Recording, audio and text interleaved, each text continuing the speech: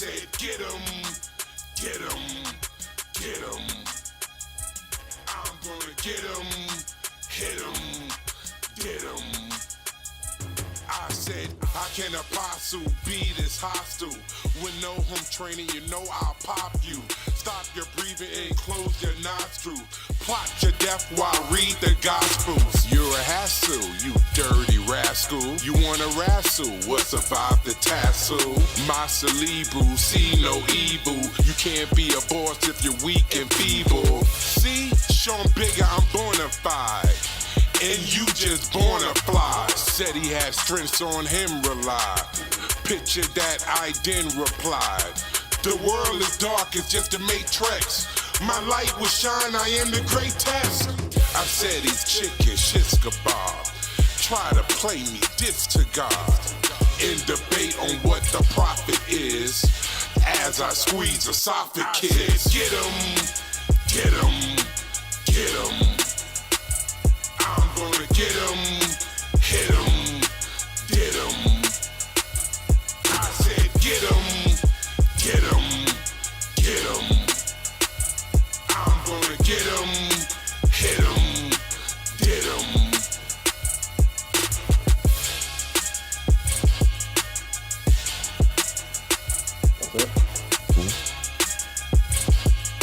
Why'd you want to play that? Because I just wanted to. No, different. I thought it had something to do with what was No, going on. just, we're about to be introducing music to the platform. Okay. So that's a perfect way to do it. understand that, it's more levels that they don't understand. How long you been rapping, Big? Since a child, since a little kid. I was rapping, Bigga was from my block, Cameron, Mace, all of them from my area. To be honest, I was rapping before them. Before them? Yeah. And so why'd you stop? Like, why did you pursue that? So, I was so heavy in it when I was a little kid. I started running with different crews. I was down with, the Fresh crew. I had a chance to be put on with Teddy Riley. I was running with different crews to where I got close enough to see that the rappers at that time really didn't have any money. What we were seeing in the videos was a facade. And that disturbed me. You know what I'm saying? Beyond rap, I wanted, success and revenue. Okay. So, who brought you into the security game now? I would say the God Body Nation. The nation the nation of God's and Earth. The nation I started doing security. I was bodyguarding Big Daddy Kane, Wu-Tang Clan, Poor Righteous Teachers, Rakim, the list goes on. I started bodyguarding those people at 15 years old. Poor Righteous Teachers don't get enough respect. No, much respect to the Poor Righteous Teachers. They don't get enough respect. Much shout out to my brothers, much respect to them. Brand Nubian, you know what I'm saying? Okay. Shout out Lord Jamal, Grand Poobah, the Dot X, Yeah, I was already at 15 years old bodyguarding those guys. No one knew how old I was because at 15 years old, Grand I was Poobah's already from Harlem this too, size. right? No. Oh, you just lived in Harlem? Because I went to a spot one time. I think it was like Grand Poobah. Yeah, it could be. I don't know. You know what I'm saying? I don't know that. I don't know if he still lives there, but I'm just saying. Oh, okay. Things possible. I never met him, but I always. I remember I was working with Rufus Black. You know Rufus Black? No, I heard the name though. Yeah, right. He was a writer for a lot of people, and he took me to a house. And this is Grand Poobah's house. Oh, okay. All right. And it was in Harlem. Well, yeah, I don't know if it was his house. It was his spot though. Yeah, but it was in Harlem. Yeah, and all the shit said Grand Poobah. I was like, oh, this is Grand Poobah. You just told me. I didn't know. I was definitely fat. I never heard that thing in my life, but what I do know is they used to be sometime on the east side of Harlem. So was the apartment on the east side of Harlem? Nah, it was down. It was close to here. Though. Oh, west It side? was on the west. Yeah, It was on the okay. west. Yeah. Yeah. But you know, the School of Mecca is in Harlem. Yes, it's So down there. that they will be there, you know, they will frequent Harlem just off top because the School of Mecca is in Harlem. Okay. I was interested. I was trying to be a 5% when I was young, but then it just wasn't for me. What happened? I don't know. I What part wasn't turned you? What part turned you away? It was too Muslim for me a little bit, and I'm not. And then I went into I just started learning about other religions. Mm-hmm. Well, I was in a phase where I was like, try this one. Let's try this one. I want to say this. Always for me, much respect, much shout out to the nation of gods and earth. The 5% nation is a little bit different. So the 5% nation, you could be a Christian, a Muslim. Yeah, you know what I'm saying? That's the 5% of the planet Earth that are actually like righteous people and that are trying to, you know, help the poor, and teach them, you know, what the knowledge that they don't have. Now, the nation of gods and earths are supposed to be a segment, a part of that 5% nation. Now, so it's it's always, different. it's always okay. it's a difference. Just because you say you 5% don't mean you're a part of the nation of the gods and earths. Okay. You could be a Muslim and be 5%. Yeah, for sure. You know what I'm saying? You could be a Christian and be 5%. Yeah. You know, because if you understand the teachings of Jesus Christ, you understand he was teaching the teachings of the 5%. Okay. But now when you go to the nation of gods and earths, that's where it becomes different. The nation of gods and earths. What makes it so much different? All right. So the nation of gods and earths are dealing with the lessons, the 120 lessons that come from Elijah Muhammad. Okay. And WF. Okay. You know, and those lessons are basically answers and questions between them two. And that makes up the 120 lessons. And in those lessons, what they profess and they teach is that, of course, the black man is God. Yeah. The Asiatic maker, cream of the planet Earth, father of civilization, God of the universe. Okay. And that was set to our people to give us some type of uplift because during those times we were like, you know, we have very low self-esteem, you know, and giving us knowledge to that you are actually God was supposed to uplift our self-esteem. Now, the problem is that actually factually the case? Are we God? Now, I don't know about that, but yeah. I don't know. All the religions are I don't know. I like religion because of what it's based in. You know, everybody's teachings I think veers off in a certain spot, but I think for what they are and represent, it's a good foundation to have in your life. Well, one of the things that I can tell you that because I grew up, you know, in the church. I grew up, you know, I went to a church school all my life, private school. Bible was very important to me, so I've always known the Bible. So things I knew in the Bible always came back to me, scriptures and everything like that, and understanding as I became older became more clear to me. And the Bible tells you, ye are gods, but you are children of the Most High. Yeah. And then I've also always quoted this scripture because this scripture is a very important scripture that really quite explains it.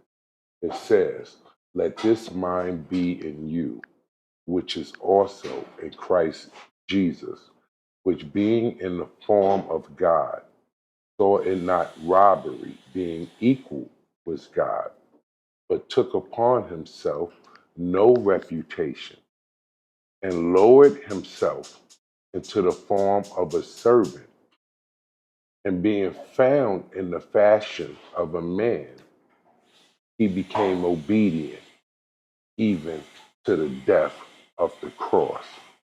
Now, for those that understand what that scripture is saying is so powerful, it's telling you, let that mind be in you that's in Christ Jesus, who saw himself as God. Yeah, yeah. But then it said for you not to take on any reputation.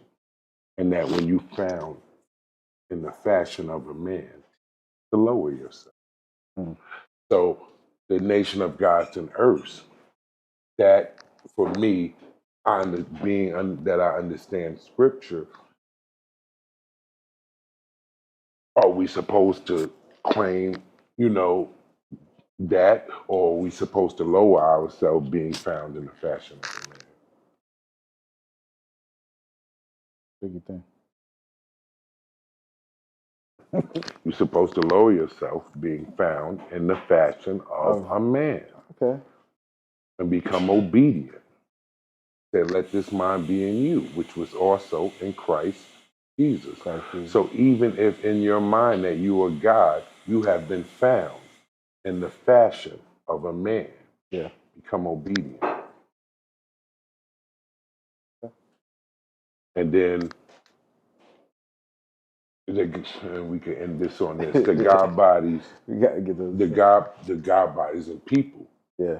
People, the whole world, a lot of people. They only believe in what they could see, hear, touch, and smell. Okay. Oh, that's what you believe. I believe there's more than it's that. more than that. I believe it's way It's more than so that. much more than that. For sure. So anything that I But you know, I went to a Christian school for a semester. You never told me. I never told you this, no. No. And I stopped going to the school because I got into an argument with a teacher over there. Because I kind of believe in everything, in a sense. Like, and she just, like, you gotta do, she was just telling me all these scriptures and all this stuff. And I'm like, yeah, but you don't know. There's, like, if God is telling me that maybe giant frogs exist, they might exist. And then she's like trying to convince me, like, no, this is that. I'm like, no, but somewhere in that Amazon, there's a frog that's bigger than all the other frogs. That's a giant frog. It exists. You know? I feel so you can't really know what exists and what doesn't exist. No, you don't. But if it's like, yo, we don't you know just what find exists, out as time goes on. we don't know what exists or what have existed.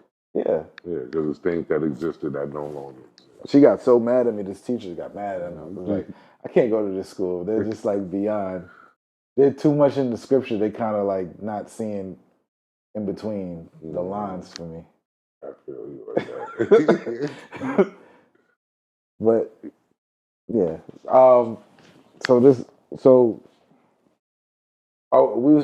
We threatened somebody with taxes, is what he said.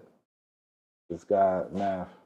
What did he say? Math said that we stuck him with the taxes. Well, I haven't watched. All right, so let me be clear. You know what I'm saying? Disrespect to his platform and what he do, but I don't watch my own stuff. So you know what I'm saying? I'm not going to sit there and watch his. So I don't watch it. I know what people tell me. So people send me stuff. He's saying that we stuck him for taxes. From what I say, he said he had a W-9 that we were supposed to fill out, or we filled out. I never filled out any taxes with that man. So I don't know. I guess he made money and he didn't do the taxes right, and I guess the IRS is probably coming for him or something like that. But I'm not sure. All right, but I so know basically I never got what he was supposed to do, from is when you're running a business, you're supposed to have your employees, which was you guys, yes, not me, because I never received any money. So that would not have anything to do with me. He paid my company, which he paid directly through CASHAPP, which he labeled in CASHAPP for security. Yes. I'm stuck paying taxes on that. And I pay taxes. You know what I'm saying? I pay taxes also. Yeah, exactly. For whatever he gave me, I'm kind of like an expense in a sense.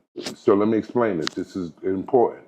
So if I don't go back and now tax other people, you know what I'm saying? I have to eat that expense like I made it because Cash App now reports also to the government. So when that comes up that he pays me for security, you know, if I don't provide a 1099, Yes. then I have to eat that. That yeah. So what? I don't know what he did with you guys because I was I don't know what he unprivileged did. to that. Me, But Bigga, I'm the cameraman, so I'm written off as an expense of the business, right? So if any money you give me, you got to put it as expense. I have my own company. If you need my EIN or whatever, I can provide that. If he was paying you a salary, he should have 1099. You know he wasn't paying a salary. All right, that's the whole thing.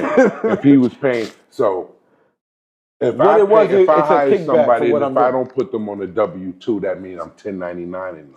And then at the Yes, end of the which year, never happened. Yeah, but let me explain it to you because this is business. And he said that I did hear a clip of this part. Yeah. He said that he did not have people around him that knew business and you know, Specifically, his or mother told never taught him, him yeah. business. But I think I heard him say he didn't have people around him either. He started with You his know, mother, he had, which is foul to me. he had, yeah, but he had a brother that sitting right next to him that was very and is very successful.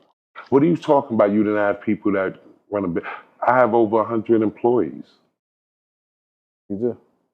I've been running New York 15, 20 years. What are you talking about? You didn't have people around you and do business. I didn't know YouTube business. That business. That business of YouTube. I'm a hawk. I'm a shark in real business world. So let's end that. I could explain a lot of this stuff to you, but it was a time that my brother shut down. And when my brother shut down, how could I explain you don't make this move or don't make he don't that want to move or explain don't it to do you this? because then you'll have a look at the finances, then you'll see that you're not getting paid, and you'll say, "Why not?" Yeah, that could have been, you know, that could, because I was unaware that there was money involved. But again, that's petty because, again, if you're dealing with a brother that's already a very successful business person, I'm only going to make it bigger. And that's what I tried to explain to him the whole time. Teach me what I need to know, and we're going to make it bigger. Yeah, but he doesn't think that way. You're talking about a narcissistic person who's only self-interest. It's only self-interest with this guy. So, and it's cool, you know. Like I started working with with narcissism people, so I know how to handle them. I just put we got a barrier, so they get frustrated because my barrier is there. You're not gonna just fucking play me. That's the whole thing. So when it comes time and then they're going too far, so okay, now you're playing me, then I exit the situation. This is not just with Matt. This is with Queens Flip, with other people I've left. I saw that with you. So it's like there's a barrier there, and once you cross that, it's like, all right, bro, I don't even want to. We're not going any further with this. So this is not happening. What we see is that we see the whole world commenting on talking about this, and they're trying to guess and figure out what happened in the end of the show or the. I have no idea. This is. I see so many blogs and everybody talking that don't have no credibility like me and you. Me and you was there. We know the end. So I guess this is what, we would talk about that. Probably, some things. So first I want to say this, and I want to get this out so this is not misconstrued in any type of way. Charges on top at some point. Go ahead, baby. Yeah. I never, when I came on Bag Fuel. Yeah, the first time. Yeah, the first time when I came on Bag Fuel, I didn't come on there and maliciously say anything against my brother. I don't have no hatred for him. You know what I'm saying? And I know you don't. You know, I don't. you know. And I didn't come on that show in malice. I came on there and told my truth, and my truth was the truth. You know, the factual. You know, I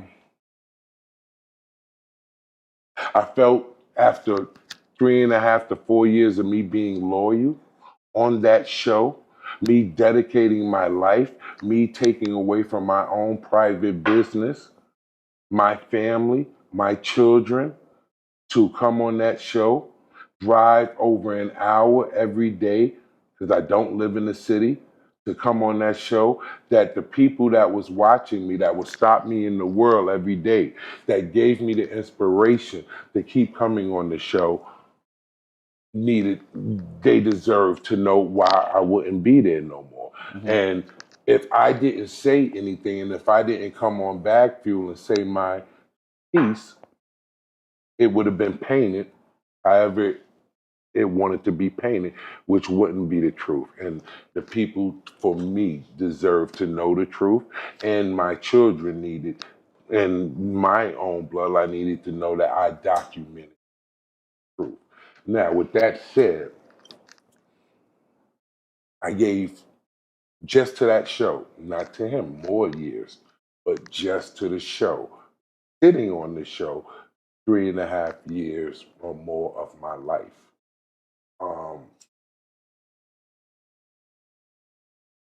I did everything I could. You know, I went with my brother from shell top Adidas sneakers and white t-shirts to Louis, Gucci. You know what I'm saying? That makes me upset though. You know, I went. You know what I'm saying? I went with white T-shirts with my brother, with Adidas sneakers. It's just the truth. It's no shout out. You know what I'm saying? It's just the truth to Louis, Gucci, and you know all that good stuff. Well, I all of went that with was that with my like, brother, I don't know. and I'm glad. And I wanted that for him. I wanted So you want him him to buy to. Gucci and Louis? I wanted him to level up. That's not leveling up to me. No. I know it's not. So that's why I just said, you asked me a question, so Okay. I just said it. Did I want him to go out and spend to the Louis store and spend 20,000 in the store? Of course not. You know what I'm saying? I would have told him, no, let me show you how to do it a little bit, you know, better than that or strategic. But no, I wouldn't have, no, that's not what I would have wanted. You know what I'm saying? I think that was a bad idea. But did I want him to level up? Absolutely. I felt that he deserved to. Yeah, we Bigga, we all wanted to help Math in this. We all did. Yes. We all were there just to help him. Yes. We all were there to be there for him. Yes. And that's the It's truth. not like well, he doesn't believe it. He thinks we snaked him and we did all this we had an ulterior motive, which was not the case. Mm. We didn't all start this to be like, well, we're going to do this and then go parlay into this. It was like, no.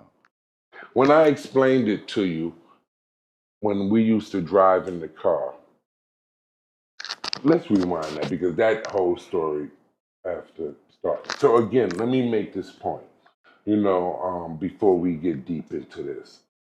I want you, Matt, to understand.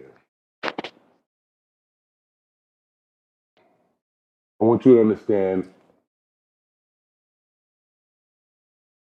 I want you to understand I love you, you know, and the love that I have inside my heart had me hold on for all that time. You might try to act like I wasn't talking to you, or might try to act like I didn't try to communicate it to you, but you know it. We went from being brothers side by side every day until you trying to avoid me.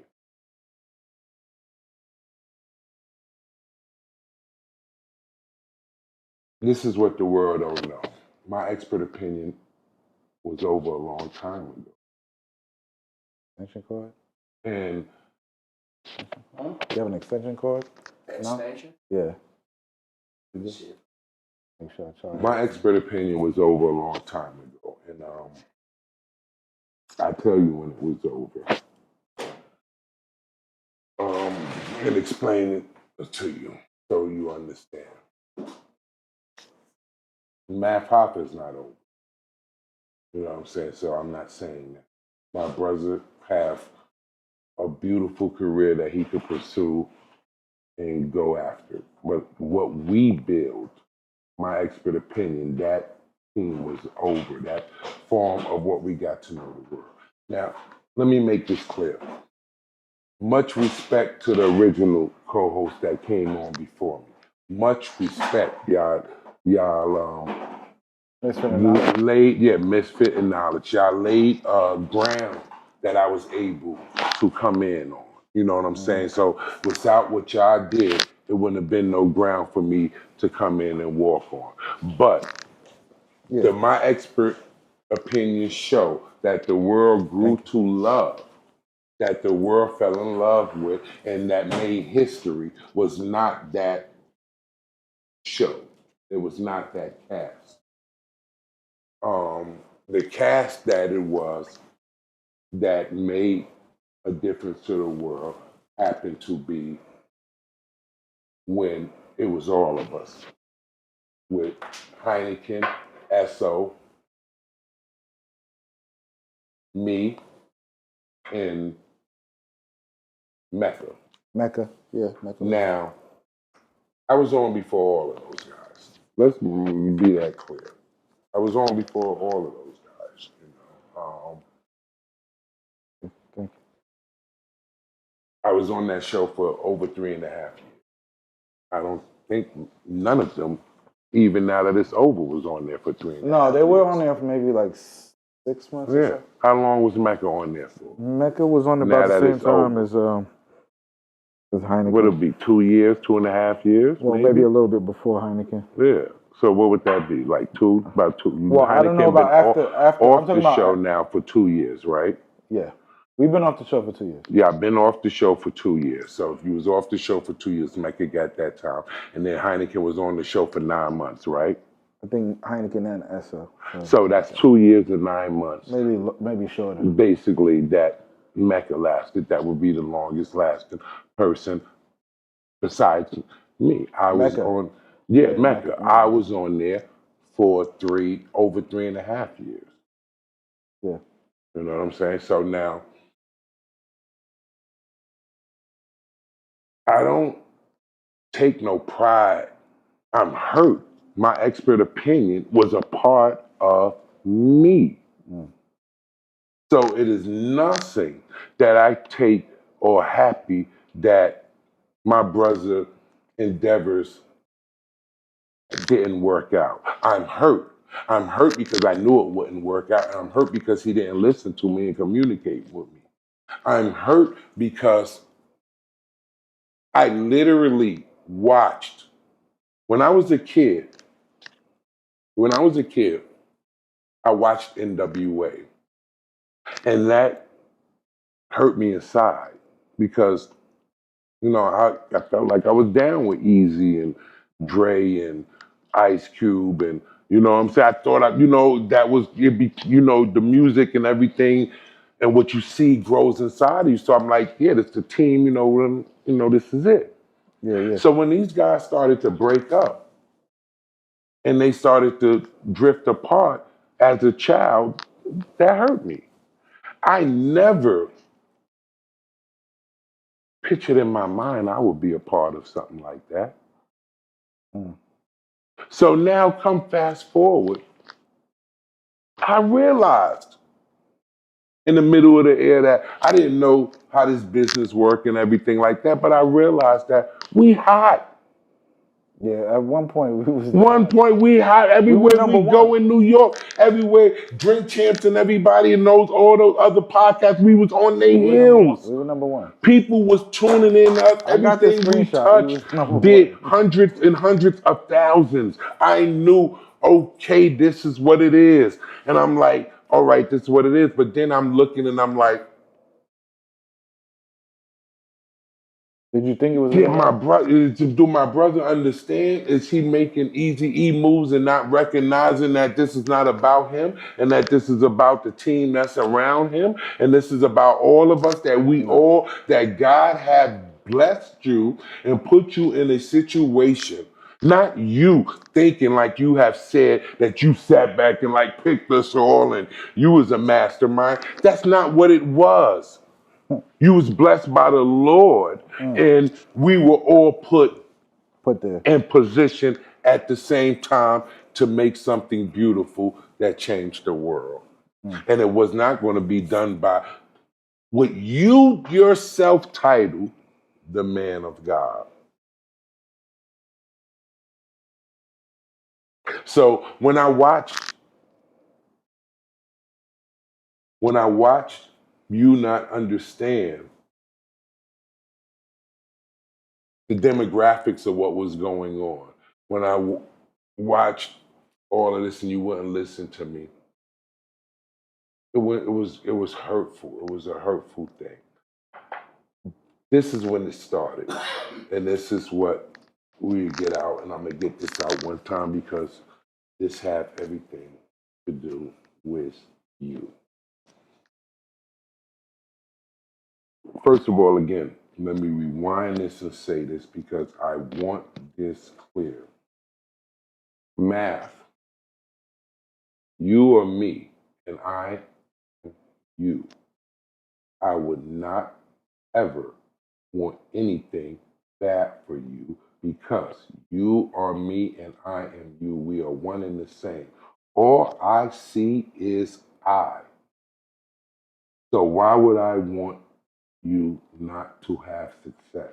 I want you to have the best success, and I wanted the best success with you. Now, even without you, I want you to still flourish because you and me are one. We all are one.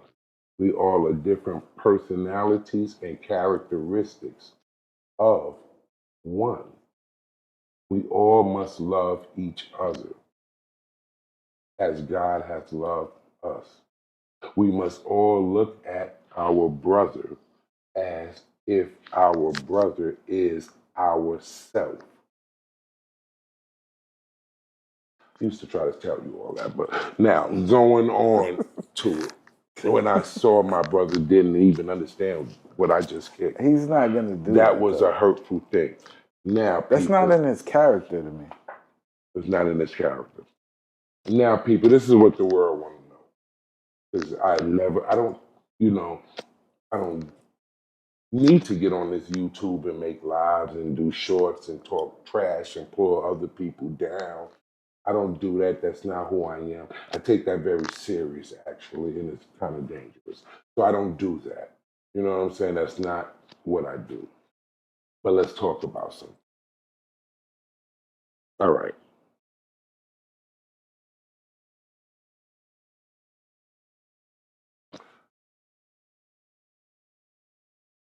What do you want to get into right now? The world is talking about the end of MEO, and they don't really know what the MEO end was. They all are speculating, and they don't really know the truth because we have never really told the truth. You know what I'm saying? We've told the truth, but we've told. So let me take that back. We told the truth, but we didn't. It's things that We didn't elaborate. haven't elaborated on and told the whole thing. Yeah, no, we've been saving face. Yeah, yeah. Because again, I'm not that type person. I don't need to come on here with all that. You know what I'm saying? I don't need that. That's not me. But let's talk about it. So, Why you want to talk now though? because the world is no, have nothing to do with that. Wow. The world deserves to know maybe what happened. You know what I'm saying? From my perspective. Okay. Everyone has their own perspective. Okay. We have strangers that was not there, that have no. I kind of don't want to give my perspective because I don't want to talk down to me. And I deal that, but I'm not going to do that. Okay. You know what I'm saying? I'm not. That's not what I'm on. And I know. You can articulate it well, but If something I too much, say like, that you want to elaborate on, okay. you can elaborate on, and you can establish that what I'm saying is the truth. You know what I'm Okay. saying? But you don't have to, do your thing. Let's do it you fast know. before, because I might have to switch the audio to charge the laptop. Okay, so basically, I would say this was the beginning of the end.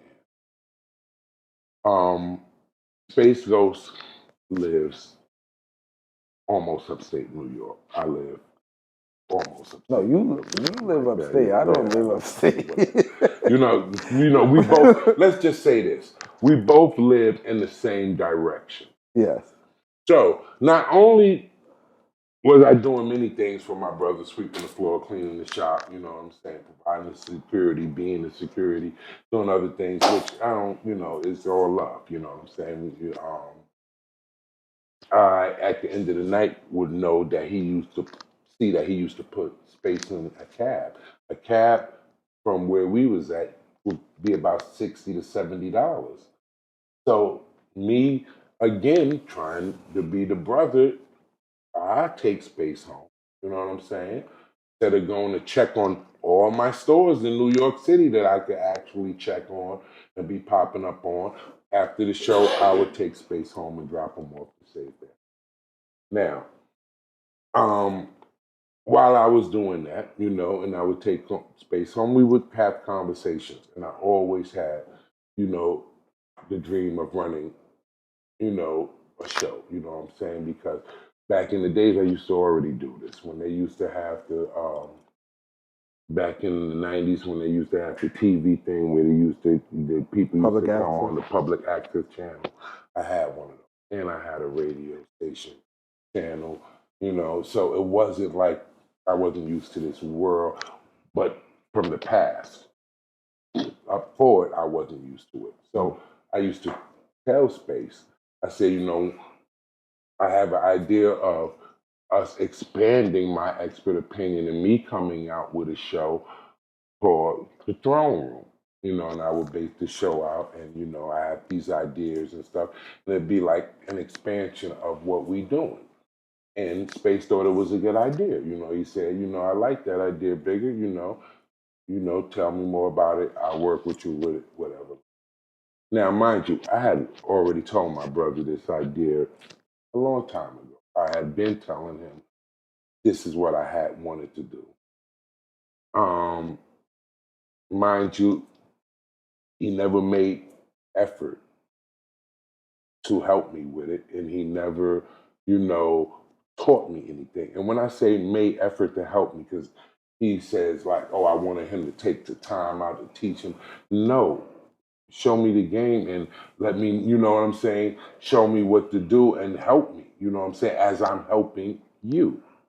And coming to the show for almost 4 years. I don't ask you for $1. You know what I'm saying? We brothers. One hand wash the other, both hands wash the body. You just don't get that. But again, that's what happened. So I'm speaking to Ghost about it, and Ghost liked the idea. Fast forward, one day we had shot a show. After the show was over, I got up and went inside the bathroom. While I'm in the bathroom, I could overhear a conversation of Ghost talking to Math. I hear Ghost says that, Bigga have an idea for a show. And, I want to shoot the show. I hear Math say to him that, what do you mean? You know what I'm saying? You want to shoot a show? I don't want you shooting nobody else's show.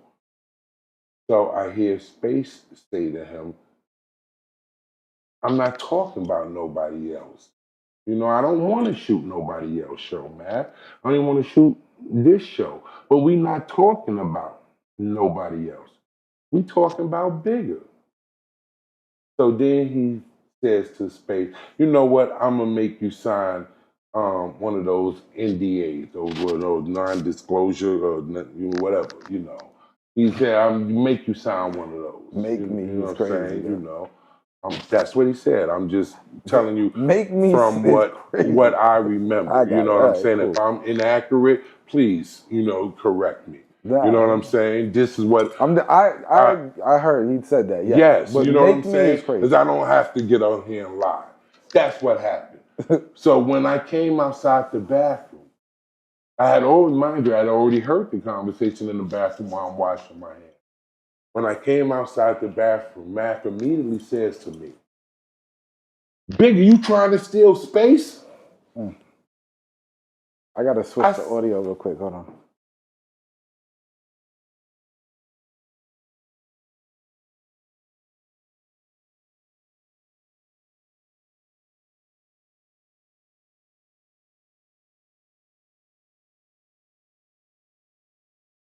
All right, you good, Bigga, you good. So, sorry guys, I had to switch the audio. Sorry about that. So the laptop is dying. He says, so Bigga, you trying to steal space? So I'm like, wait a second. We brothers. How could I be trying to steal Space Ghost? How is that possible with me and you brothers? I've been giving my life to this, and you might like we brothers. You know what I'm saying? Like every day, like together, breaking me and the dude together to the sunrise every day. So he like, I could see he was upset, and he said, "Yo, you know all that content is gonna have to come to my channel, right?" Now, I'm a businessman. Beyond that, I've been a hustler. I already knew. What are you saying? You know what I'm saying? Like, even with that, that's a conversation. Like, that was inappropriate to say like that. Like, that is something we have to sit down and we have to, work term. You just don't, all that content got to come. So I'm going to create a show, shoot the show, pay for the show, and it all got to come to your content. Yes. That didn't even make sense, my dude. You shouldn't have said that. That didn't even make sense. So later on, you told me immediately, Bigga, no. Don't do that. Don't do that. That you will put shorts and you can clips. Use his show. Basically, you can use his show to promote your show. And you can put the clips on, basically put the clips on his channel, but divert the full content to your channel, in a sense. Kind of doing like, go check out Bigga shit. All right, so with that said, that was that. I already knew my brother didn't like that. And let me be clear, you know what I'm saying? Let me be clear. I didn't want to hurt my brother in no type of way, and I wasn't trying to steal Space Ghost. I told my brother many times I was trying to shoot a show. Did I sit him down and make him understand that when I get ready to shoot the show that I want to use Space Ghost? No, I didn't. Was I wrong for that? Could be. You know what I'm saying? And I apologize for that. I didn't, I wasn't trying to do anything. What's crazy to me is, which is part of the reason why I left, is you don't have ownership of me. Yeah. I'm a freelance, like, you don't have ownership of me. So if I want to do a show for Bigga, I can. Either whether if you like it or not, it doesn't matter to me. Yeah. And I dig it. And I understood that, and that's what I already knew the character of the person. So, in other words, I already knew the character of the person that I was dealing with was not going to understand. He had already shown me enough as my friend to know that you're not going to understand. You know what I'm saying? That I'm trying, again, you're not even teaching me anything about this, and it's been over 3 years, and I'm on your side. I'm going to events with you. And I never forget this. This is all a part of the end, y'all, so y'all need to understand. I go to a celebrity event with you. We go inside the celebrity event. People come up to me, and we already know that's what it was. This is what the people don't know, that's not what it was. When I would walk inside the barbershop, the celebrities, everybody that was there loved Bigga, will be waiting for Bigga, embraced Bigga. That was just, It can't be taken away. That's what it was. It was also like that on the street. You know what I'm saying? But thanks for being on the show. Don't take that away. Now, one day we went to a celebrity event. You was there. We was all there. And when we walked inside, we all sat down.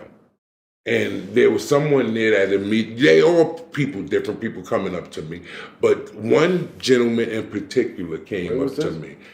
I really honestly can't remember exactly where. I might want to say that it might have been a Bun B, something with Bun B. But no, I wasn't there then. Oh, no, this was, so then it wasn't, because I feel you was there on this one. No, I never was there for Bun B. No, but it might have not been Bun B. That's why I said I didn't want to say which event. We went to so many different things. That part is a blur. But this one was early off when we was first having our success. That's why I feel that you was there, because this was early off. Okay. We went to the spot and everybody was talking. And we was sitting down. It was thing we was sitting down on. We was all sitting down. So he was a few people down from me. And a gentleman walked up to me and was like, Bigga, it's nice to meet you. I watch your show. I'm a fan. You're a man of God. You know what I'm saying? You really, I'm really into you. I watch things. So as he's telling me that, sitting a few seats down, Mav starts screaming, no, don't tell him that. Don't tell him that. You can't tell him stuff like that. You know what I'm saying? Don't let it get into your head, Bigga. Don't let it get into your head, Bigga. So the dude looked over at Mav like, yo, what's up with you? You know what I'm saying? Like, what are you on? What are you talking about? So he said, no. You see, y'all don't understand. That's my brother. That's my brother. You know what I'm saying? I know him. Y'all don't know him. You can't tell him stuff like this. But I wasn't there for that. Oh, so yeah, but if it was, you might have not noticed it happened. Okay. And it happened, and that hurt me. Like, what are you talking about, bro? What are you talking about right now? Don't tell me what. Nobody could tell me who I am. Yeah, he does that. You know what I'm saying? He does that. Nobody could solidify who I am, my dude. When I was a little kid and the goddamn children play, the other parents used to come and cheer for me. You can't tell me who I am, my dude. Yeah. You know what I'm saying? I know who I am. I've been that all my life. My father's sitting right there. He'll tell you. Yeah, it's been my son. You know what I'm saying? His whole entire life. You know what I'm saying? So what are you talking about? Nobody could get in my head and gas me up. I'm a boss, my dude. What are you talking about?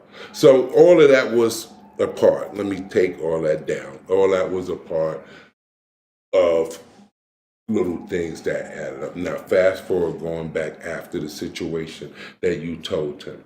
He held that against me somewhat. Now, fast forward. Even after I left? No, we got to get to the before part, Yeah. Because you got to see, maybe you don't even understand the scenario what happened in. Right after that conversation, it was about a month and a half later. Okay. About a month, maybe. Him and Esso. Get into it. Okay. That was already baking in the making. Well, he was already upset because he thought, once again, I don't know why, he thinks he had ownership over me. No, that but I was doing... You're going too fast. No, but...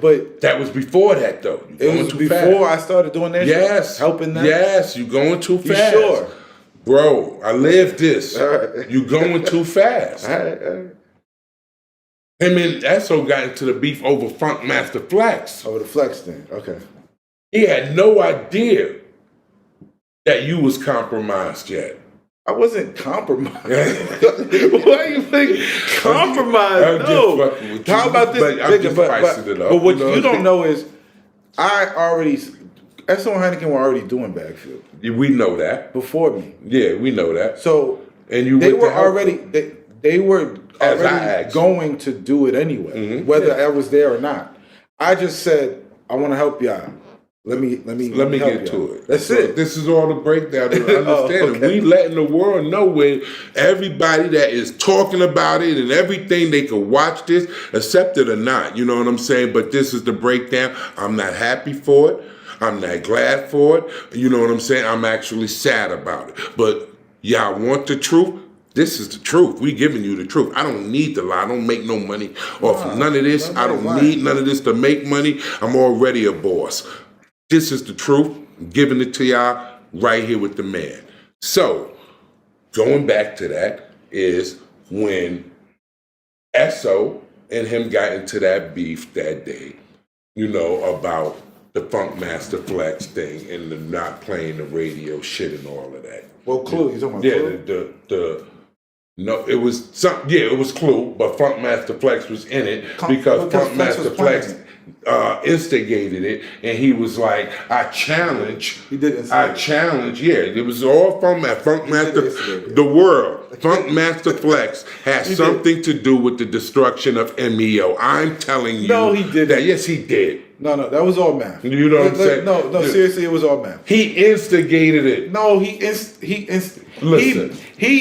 He made Mav's head big. Exactly. Stop it. That's not but you don't think that Flex was a smart person that did not know that by him saying that I challenge other DJs now, I challenge y'all to play his record, you did not think he didn't know what he was doing? You didn't think that he didn't know that Esso and Clue was connected and best friends, or what? So you don't think that that was some clever chess move? You don't think that that's what that was?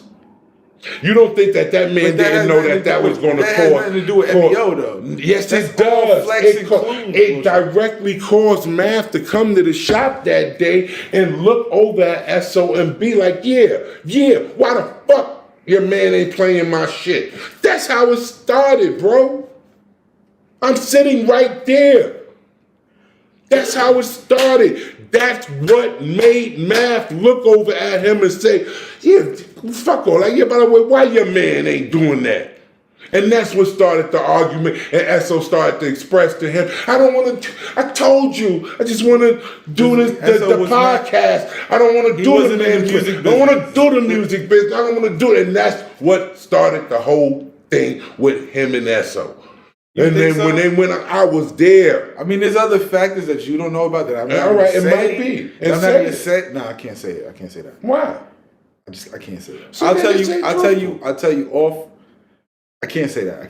All right, so understand, y'all. I'm telling y'all. Let me make this clear again.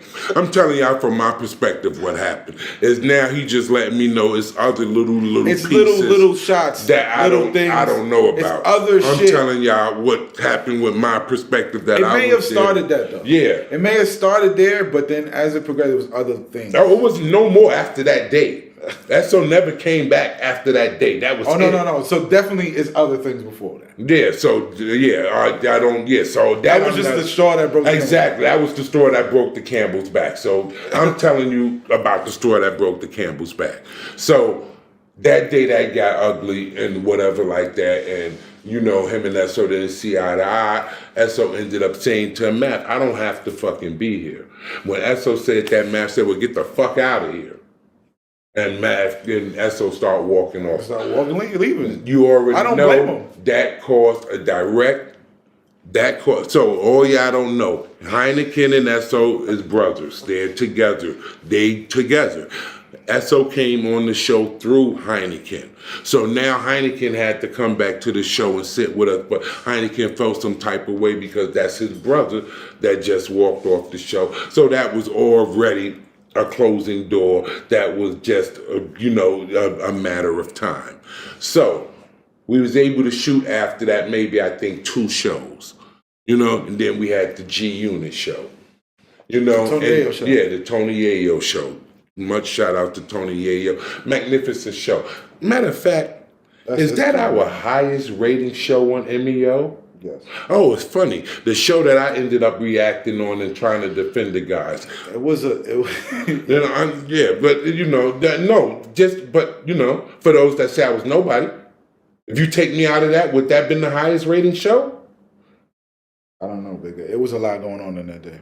I think that my reaction surrounded that. You're part of it. I mean, it's history. It's everybody. It's history. Anybody can pull it up. Everybody in there. No, but everybody in there played a role in that episode. It wasn't just you and it's never just one person. No, but I'm saying it's the team.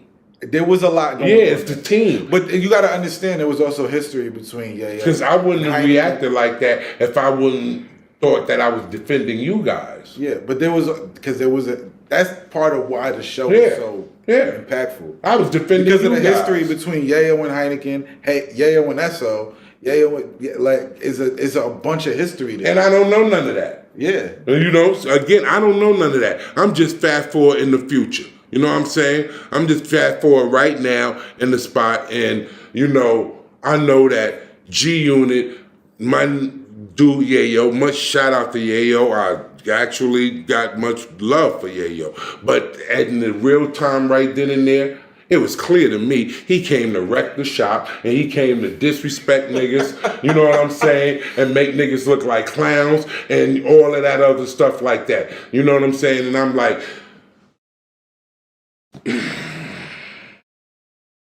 these guys under my protection. But he didn't come to hurt nobody, though. It's not about that. Okay. You know what I'm saying? If I hurt you, you know what I'm saying, your character. If I assassinate your character, believe me, next to follow could, you know, be something else. Niggas attack your character first before they decide to punch you in the face. But Yayo wasn't really lying about that shit. You know, I didn't say he was. All I would say to him is like, let's just, you know, go off of this gangster stuff and let's talk about positive stuff. Because I want. He was saying the same thing too. Yeah, I want to be positive. After he got his shit off, then he started saying again. Yayo, I know you're gonna see this. I actually love Yayo. You know what I'm saying? I feel like he's our kindred brother, and so do Uncle Murder. You know what I'm saying? Now, Uncle Murder got to come on back. Yeah. Now, let me make this clear because I know people don't understand. You know, if you take a crackhead that smoked crack, you know what I'm saying, that got themselves clean. Okay. I don't know where you're going with this. Listen. I'm listening. If you take a crackhead that smoked crack but got themselves clean and been living a clean life, do they feel that crack was a detriment to their life? No. Of course they do. You think so? If someone was smoking crack for years and they was able to finally get their life together and get off crack, you don't think that they think that the years that they was on crack hurt their life? I know a guy that says these people rob their parents, but I know a guy who says kids and do all the high is better than anything they ever had. But you skipping the point. See, now you didn't let me get to the point. Okay. You're saying what he feels about that. Yeah, no, but that's the truth, though. I didn't say that. Okay. See, you see how you skipping? Yeah. Someone who smoked crack is going to feel that the crack was a detriment to their life. But if you ask them about the high, if you ask them about what it made them feel, that's different. But they're going to say that's their real feelings. They're going to say that feeling, it was a great feeling. The feeling had something inside of them that moved them. They know they smoked crack. They know how it felt. They felt it. They felt the rush, but they know it was destroying their life. I mean, I hear what you're saying. You don't get it? I get it. You know the smoke. Their life is destroyed. All right, let's forget crack. Because I see that's too much for you. No, it's not. No. But I'm just saying, the truth is, they're lying to themselves. No, let's make it for you. A 16-ounce cup of Pepsi. Okay. It's just some good shit, right?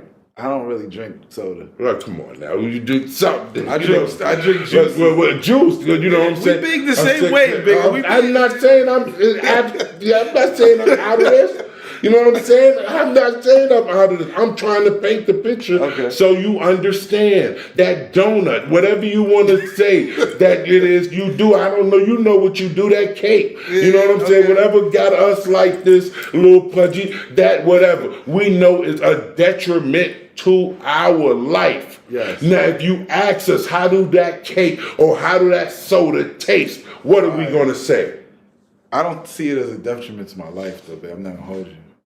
I know when I'm doing wrong, and I sometimes I be like, you know what? You don't see sugar.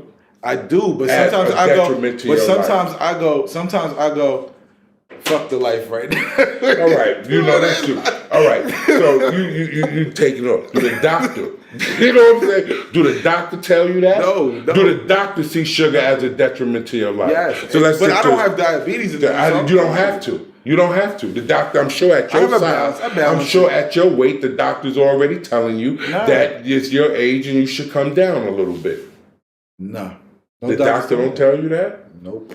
My blood work is good too. Your blood work could be good. I balance. Your blood I have work a could balance. be good.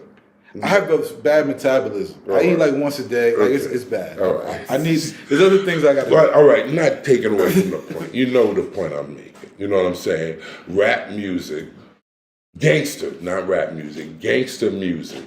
Yes. You know what I'm saying? Was a detriment to many young people growing up in the inner cities of the United States. You know, we heard that music and it went inside of us and, formed us or whatever like that. Do I know as a grown man now, 40-some years old, that gangster music was a detriment to not only me but my peers? Yes, I do know that. Now, do I resonate to it? Oh, sure. You know what I'm saying? Why? Because they actually kind of trying to rap my life. I was the one, you know what I'm saying? Stuff they rapping about was actually my life. How did we get here? What we were talking about? Yayo and we was talking about the show and the highest rating and all of that, and that you let it be known that was the highest rating, and I said that was a show that. It was the highest rating, I think, because I reacted so much on it. The way you reacted. Exactly. Okay. But let's get past that and get back to the point of the view of what happened with the show. So, again, what people don't know, after the argument with Esso, and it's, again, as he expressed, guys, just now, it's little pieces I don't know. So again, this is just my perspective giving y'all that I never gave y'all because everybody else want to talk about what ended it, and this is my life. Like, I have a right. I can't tell you those things because that's Esso's. Yeah, I have a right, yeah. It's little things that I found out after the fact. I didn't even know. So you didn't even know. So it's little things that they told me, yo. So everybody got their own truth, you know what I'm saying? No, but it's all the truth, but it's like it led up a part of the truth. That. Yeah, a part of what everybody said. Exactly, a part of the truth. Yeah, exactly. I will say this. That day when I came in the shop, I walked in the shop and Mav said this to me. Yo, that nigga over there acting funny. You know what I'm saying? What's up with this nigga? And I didn't know what that was about. So, you know what I'm saying? I'm like, why you on some negative shit? Yeah. You know what I'm saying? What do you mean this nigga acting funny? Yeah, this nigga acting funny. So that day that you say that, when I came in the shop, that's what my brother said to me.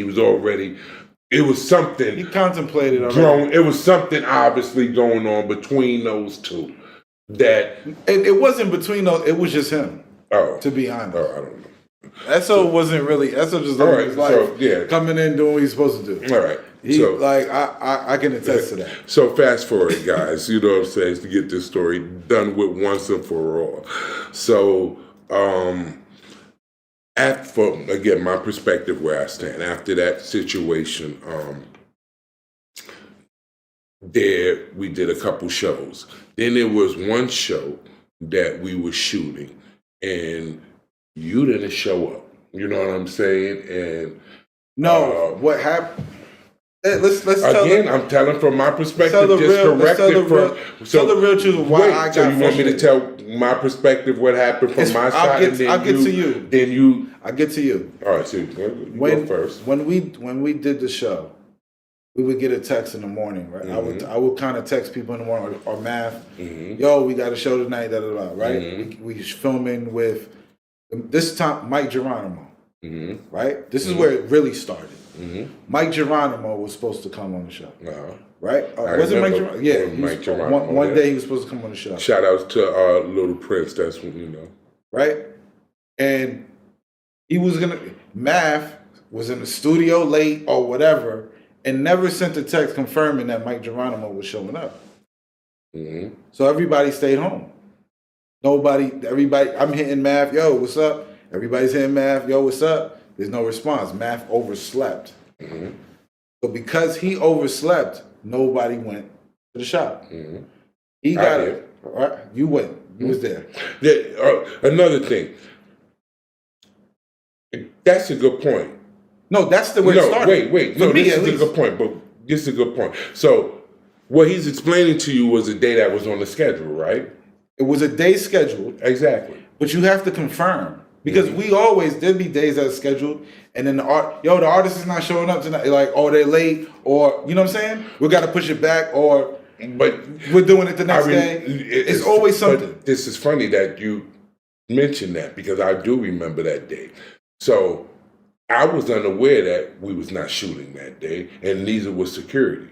Okay. So, because that's the day on the schedule. Uh-huh. You know what I'm saying? When I found out that, I think I might have called you even, and you saying that Math or something. I remember that day. So we were trying to confirm the guest was coming. It wasn't confirmed. So everybody is coming. You got to think, SO's coming from where he's coming from. Heineken's coming from Brooklyn. I'm coming from here. Everybody has to come in. Mecca's coming from wherever he's coming from. Exactly. So we need to confirm that the guest is going to show up. Yeah. For us to all be there. Because it was more than one day like that. Yeah, but, for sure. There's been times where we show up and nobody's coming. This is and then we're like, point. It's a waste of our fucking time. But this is a point that I just want to make and move past. Do you realize all those days that was on the schedule that the security showed up? Bigga, there was no schedule for me. I just get a call. Mm-hmm. Which is why he pissed off when I don't answer when I'm doing something. But when the text we would get, he called me same day. Yo, I need you for tonight. And I'm just like, yo, bro, like, why we can't schedule this? Mm-hmm. But when we would get the schedule on the phone, when it would say this date, this person, this person, that was after. That was after me. Baby. Oh, that was after you. I'm talking about before that. Oh, that was before you. That was before I stepped up. Like, yo, bro, we need, if you're going to have to, like, I was on this so schedule long, it the fuck out. Yeah, like I said, 3.5 years, I don't know. But he did start doing that at some point. After this. That was after, if we have a day scheduled, right? Because after that day, once he came, Mike Geronimo was supposed to show up. We never got confirmation that Mike Geronimo was coming or not or whatever. We did it another day, but that day, we never got confirmation. So I'm looking for confirmation. He's not answering. I'm staying my ass at home. I'm not gonna leave and travel an hour or whatever to go to the spot if nobody's gonna be there. It's a waste of my time. I had a child too at the time. All right, so I had an infant. So that day, we had Mike Geronimo and somebody else filmed for us. No. That day, nobody showed up. Because everybody was in the group chat trying to confirm if Mike Geronimo, if the show was going to happen today or not. Because usually, if we know we're filming that night, I would text him in the afternoon or in the morning. All right. Yo, is the show still good? This is what I remember. And he'll respond, yeah, we on. All right, this is what I remember of that situation. I don't remember if we shot a show that day because that part. We didn't shoot nothing. So probably did. I said, no, but I'm gonna tell you why we didn't. Let me finish though. That part is blurry because I don't remember that part. Yeah. What I remember is me and him standing in front of the shop. Yeah. And he getting on the phone, and he must have called you. Yes. And when he called you, he was very angry. Yes. And he walked back over to me. And I banged it on him. And when he walked back over to me, he was angry and he was standing on the side of me, and I asked him, I said, where's Space at? What's going on? And he was like, if fucking Space is shooting for these niggas. Which is a lie. You know what I'm saying? He called me and asked, this is actually 2 hours after the time we're supposed to be shooting. So let's say we're scheduled at 8, he called me at 10. So he calls me at 10 like, yo, where you at? I was standing which right is already there. like, bro, what? Even if we were gonna shoot the show, you're late. So he called, where you at? I'm at my house.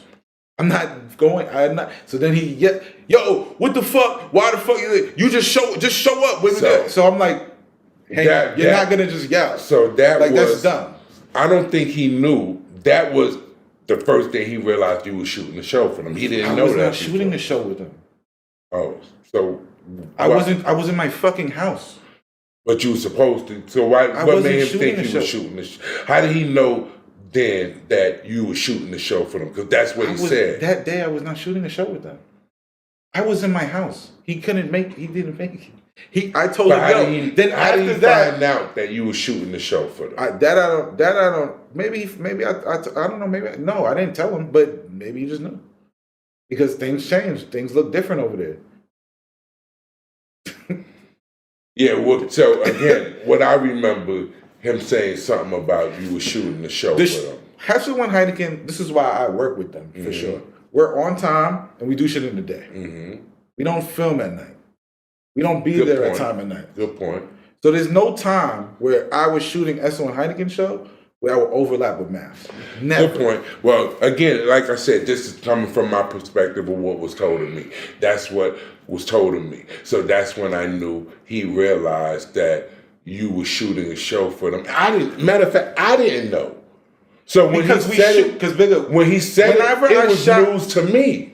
I only before we left. I only shot 3 shows with you. No, so when he said, I'm telling you, I understand, but when he said it to me, it was news to me. He said, Space is shooting these guys' thing. He was angry, whatever like that, and because they went viral. The whole thing they went viral. The whole thing I was looking at when he said it was like, so. It wasn't so much so. I was a little bit upset because I was like, you've been acting funny with me for the last 2 months. Me? No, not you. Oh, man. Yeah, he had already started acting funny with me from the time you told him that in the barbershop. So I'm like, here it is, Heineken and Esso. You're trying to do a show with them. You pay them. You do everything that you don't do with me. Mm-hmm. You know what I'm saying? And they doing exactly what I was man enough to tell you the whole time up front. I want to shoot a show. I want to do this. And now you find out that I wanted to use Space Ghost. You stop. By the way, what happened, so this all is understood. So after that day when you told him that about me shooting the show, he paid for your cab every day after that. You was never allowed to get in my car after that to drive. Sometimes I didn't take cab. But that's when you had your car. Let's keep it real. When you didn't have your car, he put you in the cab after that. He didn't let you get in the car with me no more after that. That was gone. You know what I'm saying? And he stopped and he did something like that to me. You know what I'm saying? I felt it spiritually. You know what I'm saying? Now, fast forward, your brother, who really loved you to protect your life, you doing this too. But the dudes that you helping and trying to put on and give them their show and all that, now you find out they've been working with your man and shooting the show and all of that. Which wasn't their idea, though. I get it. Okay. But still, see how it affected him. Uh-huh. But your brother, the whole time that was straight up with you, you know what I'm saying? You did this to me. But these dudes, you was trying to embrace them. But they shooting the show together, whatever. Well, to be honest, Esso brought Bagfield to man. I know. I understood all of that. He explained all that later. So what they supposed to not do it? They grown ass men. But that's what he said. Something that they wasn't supposed to do it. So basically, he got. There's no contracts that they can't do it. Exactly. But he said it was. You know what I'm saying? But whatever. That is what started the spiral, to my expert opinion, all over everything we're explaining.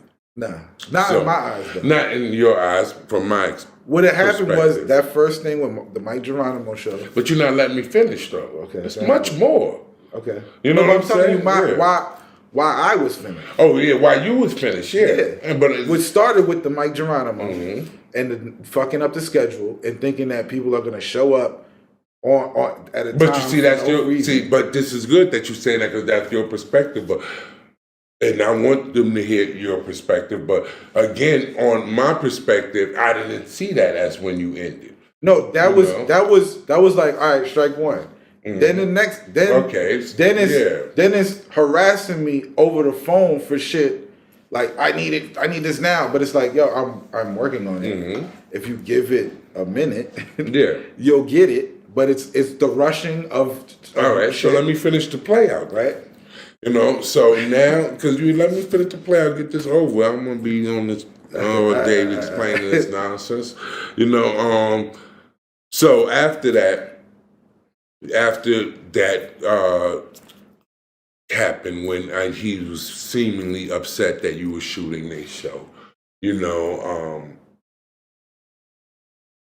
there was miscommunication going on, and that's when I know somewhere around that time we had the meeting with Puff Daddy. You know what I'm saying? Okay. Now, when I went with him to go meet with Puff, you know, which was a great day, you know, we went to go meet with Puff, and Puff offered him, you know, again, I wasn't sitting there because I even heard y'all say that in the thing that I was right there. No, I'm standing here. Him and Puff went and walked like right there, so I didn't hear what they personally said. I could only go for what my brother told me. Whatever. But you never told me anything they said. Exactly. You just told me where you was at. Exactly. I never told y'all that. You know what I'm saying? So yeah, you know. So what I know what my brother said after he walked back from Puff, he was happy. I was happy for him. It was a beautiful day. He had the smile on his face from chin to chin. He looked at me and he said to me, "Bigga, what do you want? Anything you want, let me know." You know what I'm saying? He said, "Oh, you don't need a house, Bigga. You already got a beautiful house." You know what I'm saying? But, you know, I need a house. You know what I'm saying? And, you know, but you just tell me what you want. Now, I'm not that, again, I'm not that dude, you know, I'm not no crab nigga, you know what I'm saying? I'm a made man. It's not like I'm like, at that time, like, all right, nigga, you gotta, you know, all right, here go to, you know, baby, you gotta, you know, I want this, and, you know, this, you gotta do this, do this. You're my brother. Yeah. First of all, whatever my brother gives me, I shouldn't have to ask. Whatever you decide to give me, I'm greatly appreciative of. Just happened that I never got anything. But, you know, if whatever my brother would have gave me, I'm greatly appreciative of. This the first time I even heard money like that. I heard $8 million. Puff, he told me Puff offered him $8 million. So I'm like, wow, we made it. You know what I'm saying? I'm really thinking that this is everything I gave 3.5 years of my life for. This is why I sacrificed my life for my own $1 million company to try to start something else with them, you know, that become a multi-million-dollar thing, that I could have other sources of revenue. So, you know what I'm saying? This is what I gave my life for. I'm happy. You know what I'm saying? So I'm like, 8 million, we made it. You know what I'm saying? This is it. So this thing's going on with you guys. Did you know that there was another deal? No, I don't know any of that. And I want to hear all of that. Let me finish it, and I need to hear all of that because I don't know any of that. Again, everybody, I don't know. This is exclusive. I don't know this stuff. I'm just telling y'all what happened where I was at. I was happy for my brother about that 8 million. I was happy for all of us because we all, I felt, made my expert opinion. It was never about one of us. And let me even go deeper with that. I realized that around that time because of this. I hated what the other guys was doing. You know what I'm saying? I despised it. I thought they was talking bullshit. That shit that had nothing to do that helped our people, our culture, or anything. And I was angry most of the time because I'm like, this shit's some dumb shit you guys talking about. You know what I'm saying? It don't have nothing to do with Christ. It don't help the babies. And you got guests coming in talking like they gangsters. And these dudes ain't no gangsters. Dudes coming in talking like they get money. And these dudes is goddamn panhandlers. You know what I'm saying? I'm like, you know, I used to get upset. So that's what the world saw. Okay. The world would see me sit there. And after a while, after the end of the show, say my opinion about everything. Yeah. But you know what I figured out? That was the formula.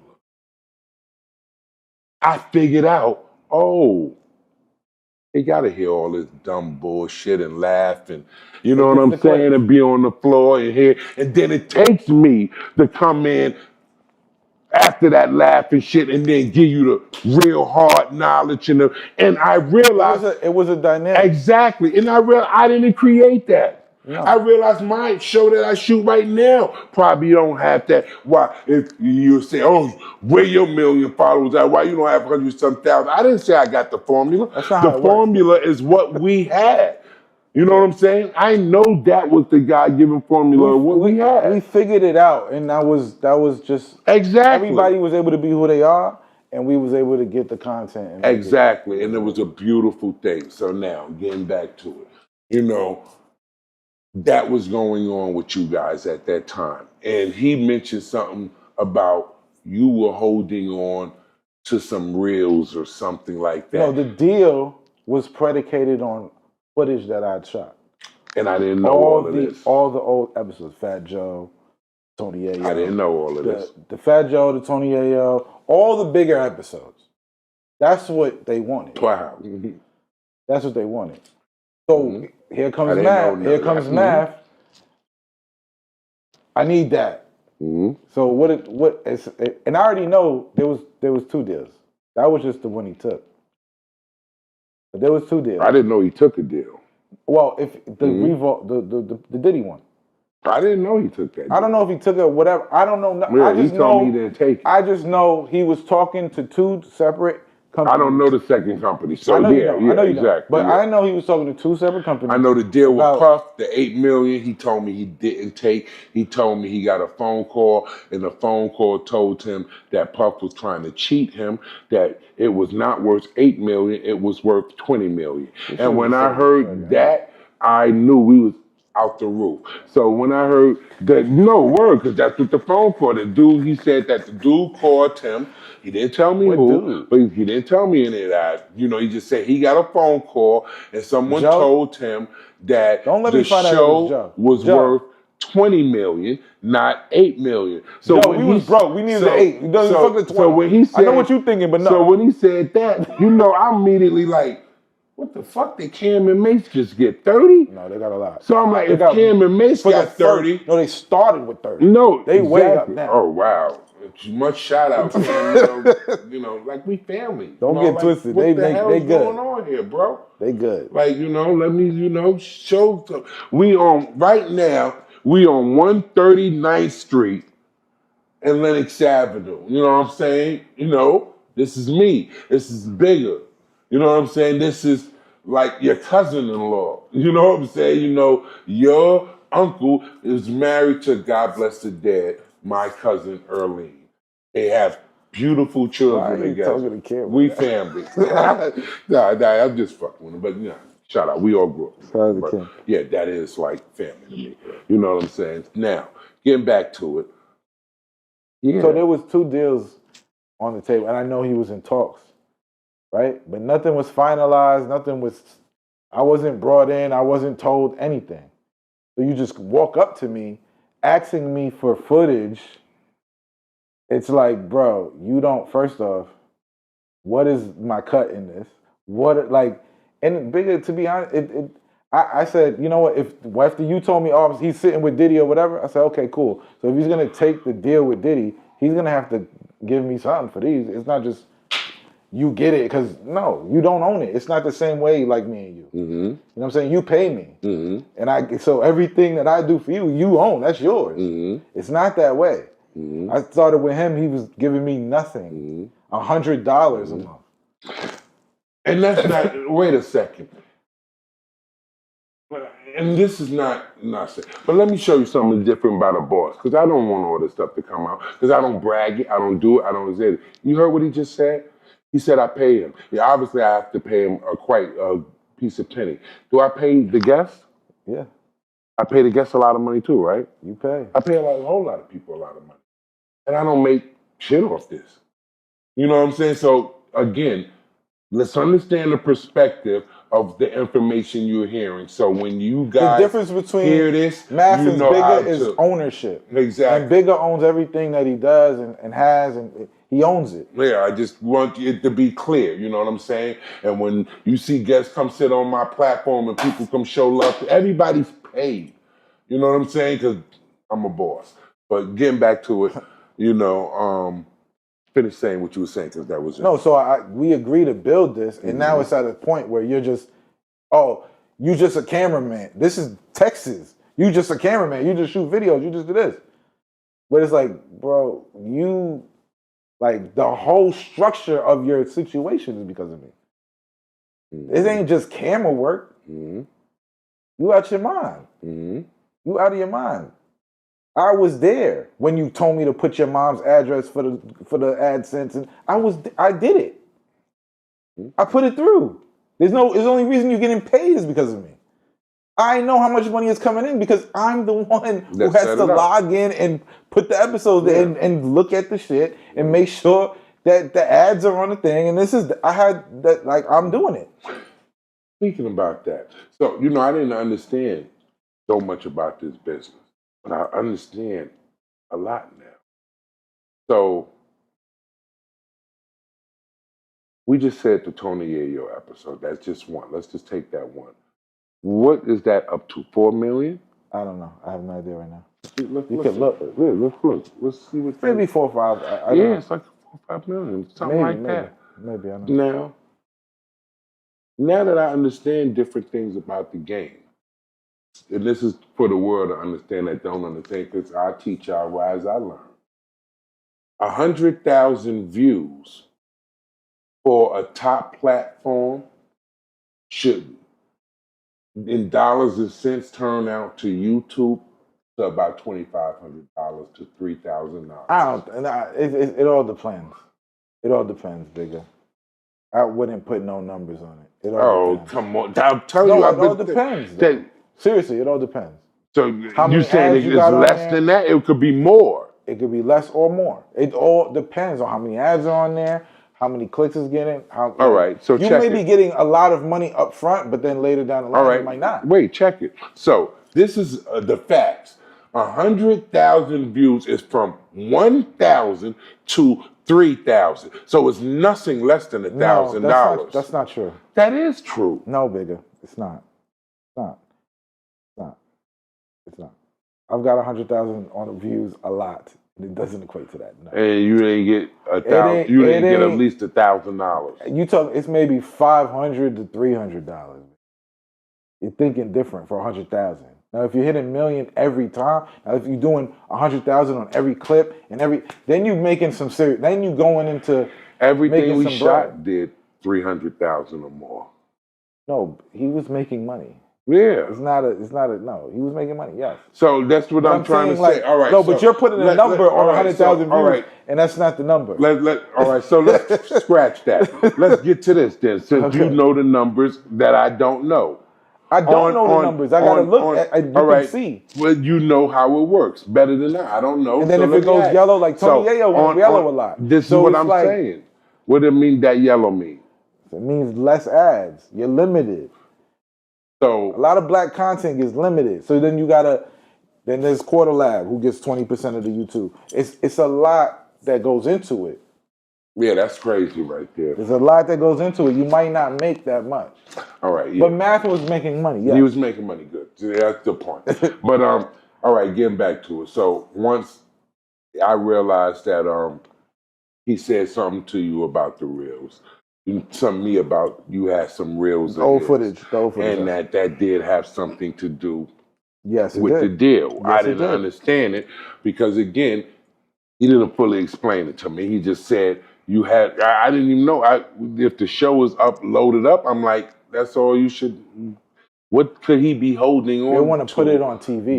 They want to do a whole bunch of shit. I understand now, but again, I didn't understand. Like, what could he be holding on to? The show is loaded up. Can't they just take the show and no? They can't take it from there. So yeah, exactly. But I didn't understand all that. I didn't understand this word. So he said you had this of his. So I'm like, for one, we don't need to be breaking up. You know what I'm saying? I was against that already because I had already saw the light and already realized that I was pretty. we was a dynamic team all together. But I don't know that. You didn't. You keep skipping. You know what I'm saying? So I didn't know all of that. I'm still on the outside. You know what I'm saying? I don't know that. You know. So of course, repairman going to. Big is about peace. Big is about no confusion. Big is about love. Unless it's something you push me to the wall, then it's something else. But you know, initially that's what it was about. I'm like, look, we are too powerful. We have changed the world. I'm in different parts of the world. I'm in Europe. I'm in damn Mexico. I'm in all different places, and people walking up to me like, yo, ain't that you? You know what I'm saying? You bigger? I'm like, oh shit, I'm in a whole different part of the country. You know what I'm saying? So I knew the power just from that of, yeah, we it, you know? So I call Space up and I say, Space, you know, remember I've been telling you that, you know, I want to shoot the show. I've been getting ready. I've been working hard, setting up, you know, my house, the section of my house where I want to shoot the show. This would be a great time for you to actually come lay eyes on it so you could probably put in your head, I wanted him to internalize what, you know, the vision I had, and at the same time, talk to him man to man about reuniting and solving this with my brother Math and getting the reels from him. So when I call him, Space comes to the crib, you know what I'm saying? I take Space downstairs, show him the joint, say, this is what I've been working on. I've been working on this plan before I probably even got on the show. You know what I'm saying? If you could look at the throne and actually see that. You know what I'm saying? Those that dumb that can't see. You know, I obviously didn't just do all of that overnight. You know what I'm saying? That was been in the making. So that's what I was showing Space, like, this is what, you know, I'm doing, you know, in my heart, it's in my mind.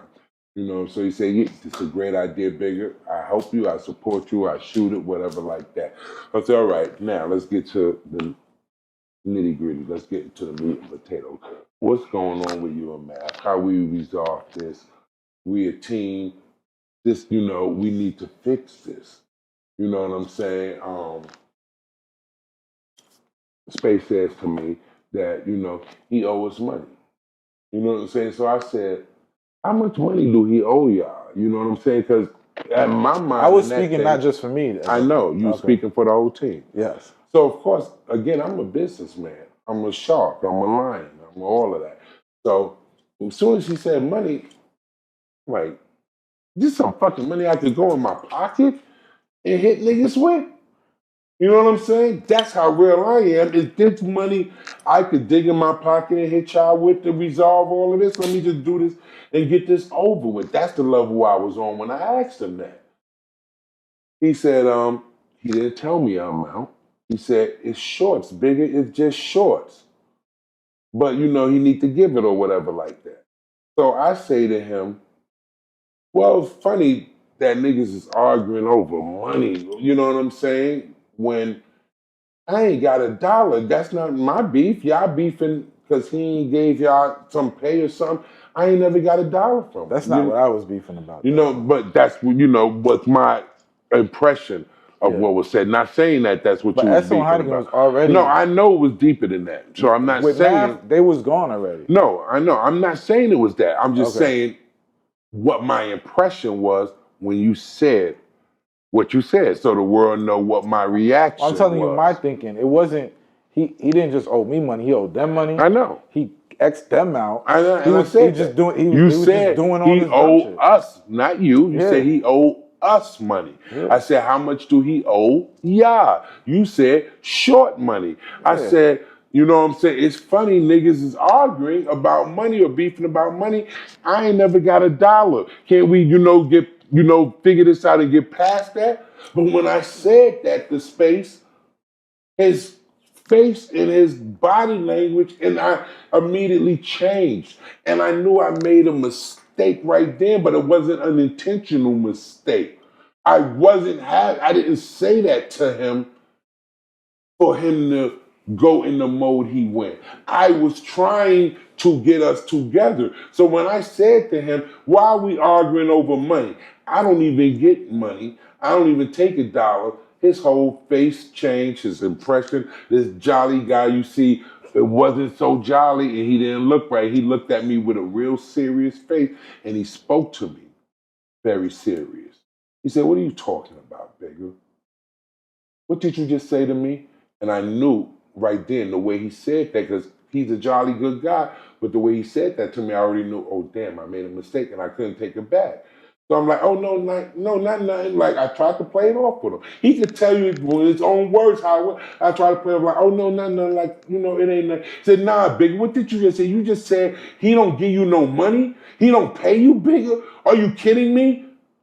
And I'm like, nah, bro, it ain't about money with me, No, that's my brother. He's like, what are you talking about, Bigga? He's a millionaire. I'm like, what do you mean he's a millionaire? He said, Bigga, I'm the one. I didn't say millionaire, but I say he's making enough. Yeah. He was making enough. You said 300,000. You ain't said. If it clocks out and he's making that every month, he's a millionaire. Exactly. So let's get it straight now. Yes. You said 300,000. You want to give out the number. At that moment, he had 300,000 ready to go on the Exactly. So he said he's making 300,000 a month. You know what I'm saying? I said, first I'm happy because I'm like, $300,000 a month. We made it. But I'm saying $300,000 a month. That's not what was happening. In that month, he had it. Because that was Tony. I dig it. That was one of the top months. That's when we was doing good. That was one of the top. I don't give a damn. Listen. It was. Listen. It was. Listen. Yeah. If it was just 1 month. But that's that you made 300,000. That's what got me upset. If it was just 1 month, you made 300,000. I'm your brother. You know what I'm saying, brother? I hear you. You hear me, that's why I was brother? upset. But that's why I was upset. I have something to do with that. So do I. You know what I'm saying? You ain't make that 3 by yourself. And to be honest, even before that, I told him, if you don't want me to do other shows, if you don't want me to do anything else, you want me to focus on my expert opinion, you want me to quit my job, because I was still working a job back then. You want me to quit my job and all that, because I already knew how much we were making. Mm-hmm. I said, $10K a month, I'm everything we focused, we going. He wouldn't even do that. Yeah, that's crazy. You know what I'm saying? From the amount he was making. And that's why I looked. And it wasn't even 10%. Yeah, 3. And I would. And I was like, all right, bro. Look, that's when I knew. I said, all right. 300,000. You know what I'm saying? Don't take a math genius to figure that out. You know what I'm saying? If you would have hit me with a little 20,000 or something like that, it would have still been. You know what I'm saying? But that ain't no money to me. The 300,000. I wasn't looking at the 300,000. Appreciation. Like, he's making that because I knew how it fluctuated. Mm-hmm. I knew it's not that, but I knew where he was at. But he could afford that. Okay, as you explained to me that day in my yard, that it was no excuse and it was unacceptable that I wasn't getting nothing.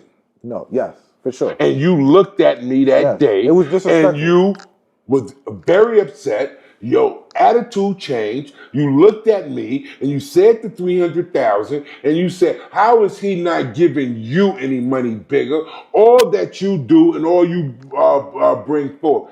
You the man of God. How is he not giving you no money?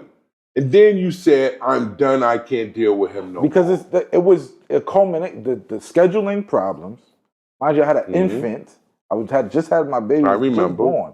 So I need schedule. I gotta be. Then it's the late nights, leaving at 2, 3 in the morning. I'm like, I have a child, bro. I can't be, and I'm still working. Mm-hmm. So I got to get up and go to work in the morning still. Wow, yeah, I ain't know that. Yeah. So it's not just because of money. No, I didn't know that part. There, that's deep. Then Esso and Heineken. Then the shit with them. Then it's just a whole bunch of shit.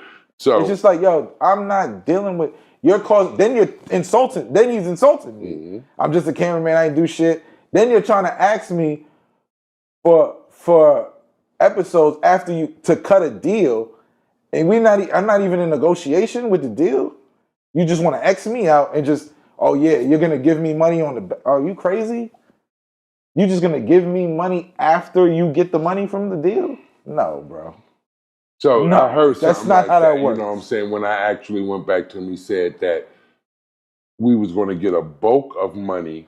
That's not how that works. I didn't think so, but that's what I heard. It's not how that works. You gave the reels that we was going to get a bulk of money, and then he could have broke everybody off from that piece of money. Bigga, if he never paid you, you think Of course not. You would trust him to break you of off? course not. Yeah, like no. It's a joke. Yeah, that was a joke. That was totally. I understood that when he said it. Like that's bullshit. Yeah. You know what I'm saying? Don't pay us off that money. I know he said pay that. us off That's the why money I said no. that done came in already. That's why I said no. You know what I'm saying? You want you don't pay us off extra give me money. 100,000. That's why I said. That's where the 100,000 comes from. Exactly. No. You want these? You pay us off the You back get the money, 100,000, and you don't even got to deal with me no more. Gotcha. You can get your money. You can get $8 million from. I don't care. Give me that, and you can have it, and we out. So we out. this we is done. so now. Fast forward after that conversation we had, I still was, embedded in trying to resolve this. So I got on the phone with. I got all of you guys on the phone. I got Mecca. You, Heineken, and Esso. I got everybody on the phone, and I spoke to y'all. And I said to everybody gave me they beef. Esso told me, probably not everything like I'm learning now, but he told me basically the girth of what his situation was. Heineken seemed to always kind of fall a little bit to fault because that's Esso man, and you really told me what your problem was, and Matt never had a problem. I gotta change the mic. Wait, hold on.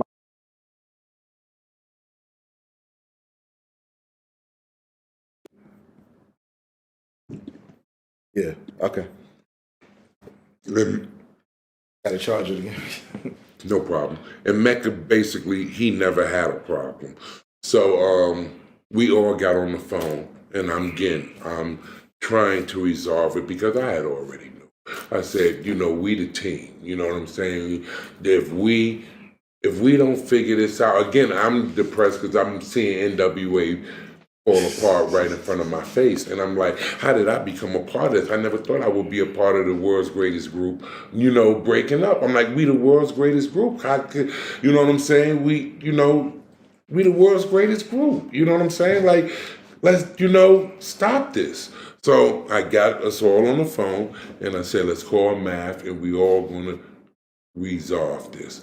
We established, I said, let's go to a restaurant because it's neutral. Yep. I said, the best place for us to go is someplace neutral. And we all agreed on that. Everybody agreed. We got Math on the phone. Math says, why niggas can't come to my house? Yeah, he wanted us to come to his house. Everybody was quiet. Mecca spoke up, you know what I'm saying, and said I had already established that it needed to be at a restaurant.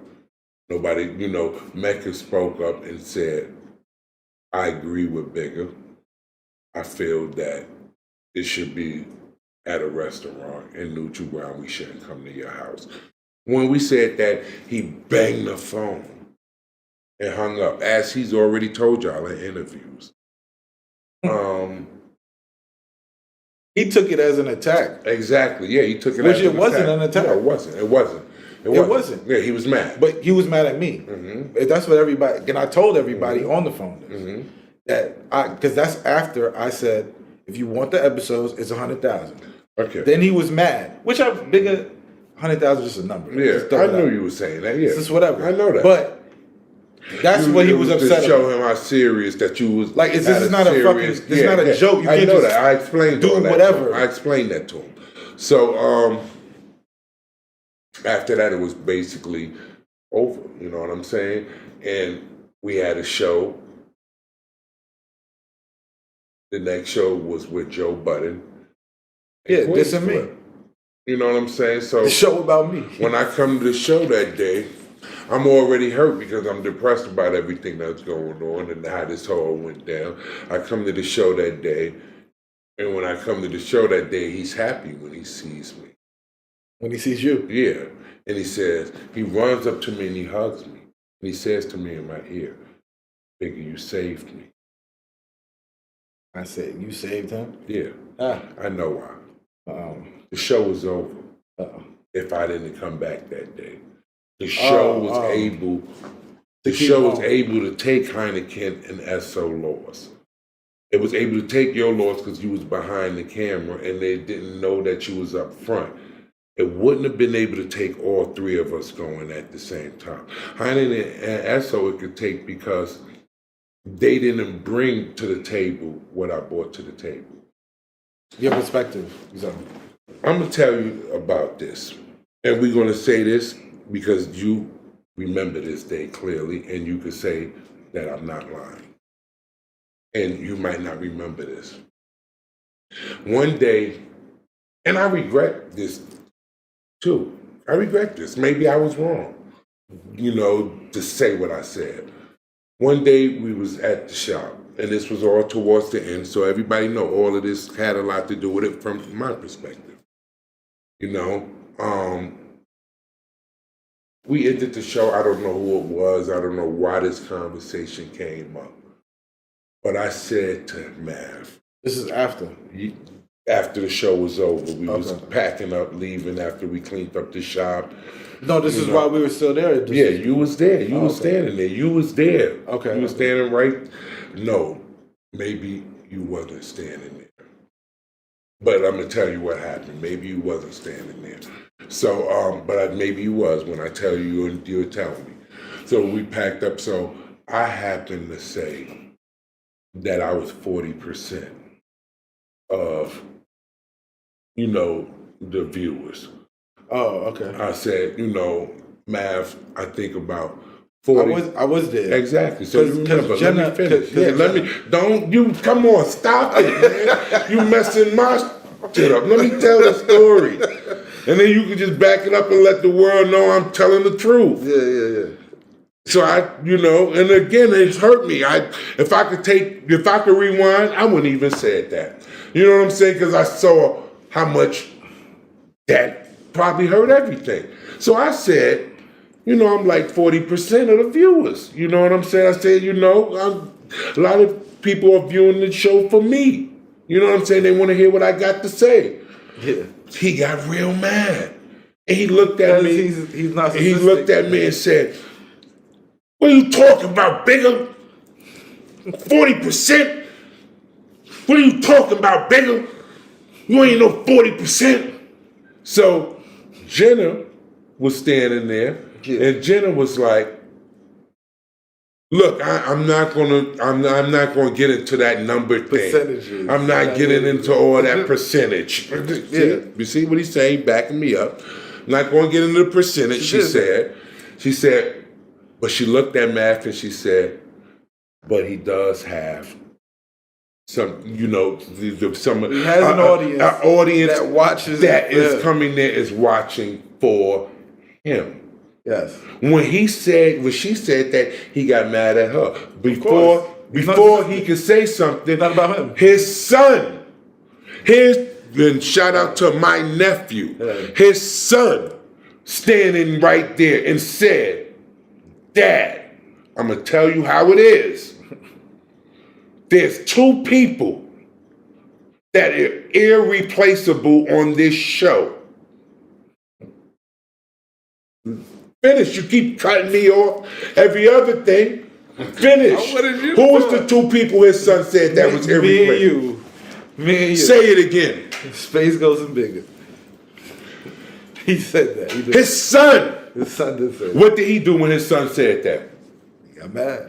And did what? You don't remember? Went in the car and shut the door and rolled up the window on us. You don't remember that part? Oh yeah, that was at the end of the day. Yeah. He went in the car. As soon as his son said that, got mad on some suck his teeth stuff, went, sat in the car and shut the door and rolled up the window. Narcissistic. Again, that was all. We only explaining all this because the world need to know, y'all ask. Y'all don't really need to know. You know what I'm saying? There's other people trying to describe what happened that don't even know what happened and don't even know the whole thing to it. That's all a part of it. You can't take all those parts out. You can't take the part out when we had the interview with Smith & Wesson. You wasn't there for that. No, that was after y'all. Because now, mind you, I done went through all of this. Now add up to Smith & Wesson. Now, mind you, let's rewind this. That day with Tony Yayo. Was I trying to defend y'all? Yeah. Thank you. Yeah. I didn't have no beef with Yayo. Yayo had actually said to y'all, I was the only one of y'all that he fucked with. Yeah. He say that clearly in the interview. Yeah. He said, I'm the only nigga in here I fuck with. The rest of you niggas' heads was off. He was there on some heavy energy. My energy went wrong with him because, again, I'm like, damn, you know what I'm saying? Me and you on the same page, we understand, but these niggas under my protection. Don't do it like that. You know what I'm saying? Don't do it like we don't have to do it like that. Let's talk some positive stuff. You know what I'm saying? Let's talk about the kid, you know, the kids, and let's talk about, you know, Africa and the good other things. Let's not be negative. Yeah, that's when he went into him. So, you know what I'm saying? That show, and you could, and you know how many other times, that's countless, that's off the camera, that you know Bigga don't play. Bigga, you couldn't come up to that shop and do nothing. You couldn't come up to that shop and stand across the street staring at the shop. And Bigga wasn't going to see. It's a nigga across the street staring at me. You know what I'm saying? If not you, somebody else. Exactly. You know what I'm saying? Yeah. You know, but before it was someone else, it was me. No, I'm saying if not somebody under you. Yeah, you know what I'm saying? Yeah. Everybody know I don't rock like that. I don't play like that. I'm very serious about my people. Fast forward, I asked, and this is a whole nother thing, and I do another live because that's a whole nother conversation. I don't but this, let me get this out because this have something to do with it. Okay. This is a whole nother conversation. Much shout out to these brothers, you know what I'm saying? Why y'all, after 3 years, is regurgitating something that's old and making it the way it is? I don't really know. It's the dude Tech, you know what I'm saying? You do a single called The Elephant in the Room and be like, don't ever call me no fucking traitor. You know what I'm saying? Like, I have no idea what you're talking about. This is Tech and Still. They made a new album, and on their new album, the single of the album is Elephant in the Room. You know what I'm saying? And the first line Tech says, don't you ever call me no fucking traitor. So evidently, you know. You. Yeah, exactly. Tech and Still made a diss record? Yeah, I mean, they had a bar where they put you in a bar. What again? I don't say Still. You know what I'm saying? Because I think Still is is somewhere else. You know what I'm saying? It's Tech. You know what I'm saying? It's him. You know what I'm saying? And the I pieced it up with that brother that day. You know what I'm saying? On the thing. You know what I'm saying? If we gonna fight, we gonna fight. If we ain't gonna fight, it's peace. Maybe it's he love, made that record that day. No, he didn't make that record that day. That's 3 years ago. No, I'm saying, what do you mean?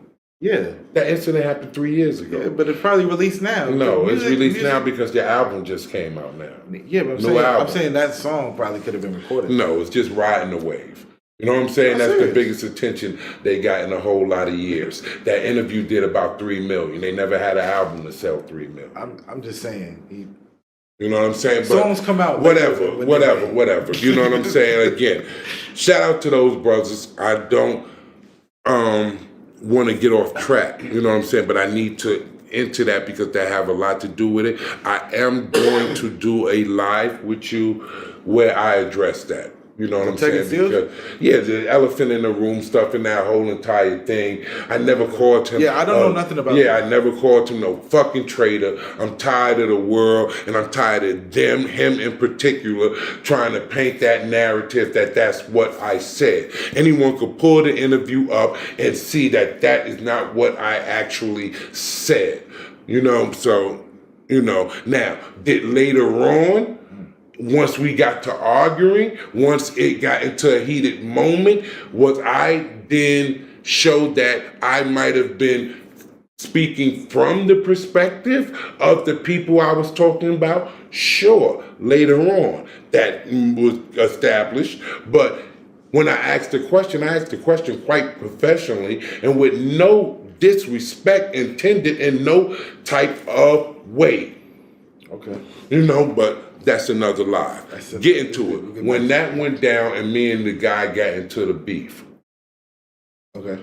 Math and the guy started talking shit to me. You know what I'm saying? I didn't talk shit to him. He started talking shit to me about, oh, no matter how big you are and all of this and whoa. And I'm like, whoa, what the fuck is this? I don't play that nigga. And Math was on his side? Yo, it's out there. It's out there to the world. That's what the dark side jumped on his ass about, and a whole lot of other real niggas that he didn't know jumped on his ass about it and lost respect for him. The dude jumped on me and started coming at me. I'm your brother. I protect you, nigga. I'm your man. I die with you out here in the street. This nigga just said, talk to me slick. You know what I'm saying? You know what time it is. You know what time it is. You know who's at the door. You know what time it is right now with me. You know I don't play that. You never see a nigga play with me. So I immediately let the nigga know what time it is. You know what I'm saying? In your face, nigga. You know what I'm saying?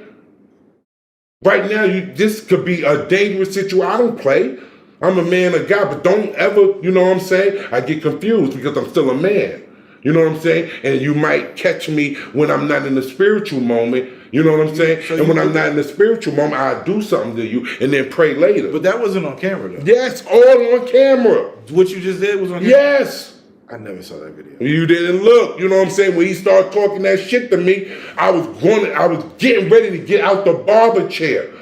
When before I could get out the barber chair, your man ran down on me. Well, I guess, he was... You know he's narcissistic. Your man ran down on me. Yo, Bigga, what the fuck what you doing, Bigga? I knew you're not my brother at all. Supposed to say I would have been ready to give my life for you. I would have never let a nigga ever talk anyway to you. Fuck a guest. I don't do this for money. Fuck a guest. What the fuck is a guest? But who else was there? It was them. Yeah, Mecca, everybody was there. My dude H was there. Shout out to Steph H. Everybody was there. You know what I'm saying? And he ran. So let me explain something to y'all, to the world, and to you, to people that don't know. And y'all think about this own scenario. And I want y'all to think about this because this is a very important lesson that you're about to learn. Security one-on-one basis right now from Bigga, who really do this and been doing this, ain't no fake shit. If me and you in a situation right now, right? Mm-hmm. And you start to beef with somebody. Yes. If you're with me, you take him out. No. Listen to what I'm saying. This is very important because this is something people don't notice. And you might have not noticed this in a situation. If you start beefing with somebody and you with a friend and they try to break it up. Okay. If the friend is facing you, he's not your friend. No, he's supposed to stop him. No, he can stop you, but the friend is supposed to be like this. Yes. That's the friend. Yes. Yeah, he's gotta. That's the friend. I get what you're saying. You don't jump in front of fucking me and got your back to the nigga that's talking that shit to me. A friend is going to jump in front of his man. Yo, chill. Nah, come on. Nah, we all friends now. But he not going to turn his back. When you turn your back, got you. So that day right there, again, so everybody understand, that was a part of the breakup. Because I can never look at him the same after that. You know how many phone calls I received that day? I'm a real dude. Those in the comments that no, really no. Real dude, like real dangerous type dude in the street, connected to real people. They was furious. But he's only loyal to I learned, again, now the world is knowing what in the MEO. I'm learning all of this the hard way. That hurt me that day. That was a day that didn't repair. Not only that, he calls me up after the situation and he says, Space Ghost. He said, Bigga, you told Space Ghost you don't get paid? After that? I said, yeah, no. After that, he stepped to you about that? No, not that after was like weeks later. This is going back. This is in the situation because that was an important part I forgot. Okay. Because this is all what was pushing me and him away. Okay. He was angry and offended and felt because I told you I wasn't getting paid that I violated our friendship in some way. Not understanding. Again, I didn't tell you that in a malice way. I told you that trying to save your business that I'm not even getting $1 from. I was trying to work for you in that time. But what you're missing is he's telling everybody a different story. I'm not missing. That's why I didn't even know he wasn't getting paid. I'm not missing. That's why it's just everybody has their own. And not all the truth is coming out. Story, that's all it is. Not all the truth is coming out, and I just want my part to be done because I ain't gonna never talk about this no more because this is so beneath me. You know what I'm saying? No, but because the world is going to talk about it, and don't you want them to kind of know the truth? You know what I'm saying? At all this of this point, is Bigga, it's whatever they. We want. writing a book, you know. And if we don't tell the truth in the book, it's going to be open for whatever lie that anybody else tell. And that was the whole reason I came on Bad Few in the first place. I know. One time I'm going to tell my truth, and you can believe whatever lie you want to tell, but at least if you go to the record, and it's not for you motherfuckers so much. You know what I'm saying? My children are going to grow up one day and be adults. You know what I'm saying? All this is history. We don't know how much history this is going to be. We know we changed the world now. We don't know how in 15 years we'll be looked at. We might really be looked at as something from all of this in 15 years or 20 years down the line. You know what I'm saying? And they could be able to go back and say, this is what he said. This is what he said. This is what he said. Exactly. You believe what you want to believe. I mean, I said my piece, and at this point, and I'm about to finish up. Whatever you want to believe. Now, I can care less. So now again, when my brother did that, that's definitely. Oh man, I knew. Oh, we not the same no more at all. You know what I'm saying? So that all transpired, you know what I'm saying? Then the BET thing happened, you know what I'm saying? I somehow, you know what I'm saying? We did that for BET. It wasn't nobody that was at BET. I mean, it was everything. When they made the complex list, all the episodes was the ones I shot. Exactly. It was us. We were supposed to be at BET. There's no secret. The people that were supposed to be at BET was Heineken, SO, Bigga, Space Ghost. That was the team. The other people that know this to Champ or none of them, but yeah, y'all hadn't. I just seen Gap today too. Y'all hadn't put in no work to be on the BET Awards. Shout out to Gap. Happy birthday. It was us. It was me who being on the damn thing 3.5 years. Heineken and SO was only on there 9 months. They told you. Yeah. I was on there 3.5 years. Now, again, when they left, my expert opinion was not over. It was not over yet. It became over. It was on a downslide. It was definitely on the downslide. Okay. But I think that it wasn't over yet. We were still doing 100,000 or more in views, which is still great. We were still doing maybe a couple 100,000. I mean, we left on top. Oh yeah, of course. You know what I'm saying? We didn't leave at the bottom. Now, I think that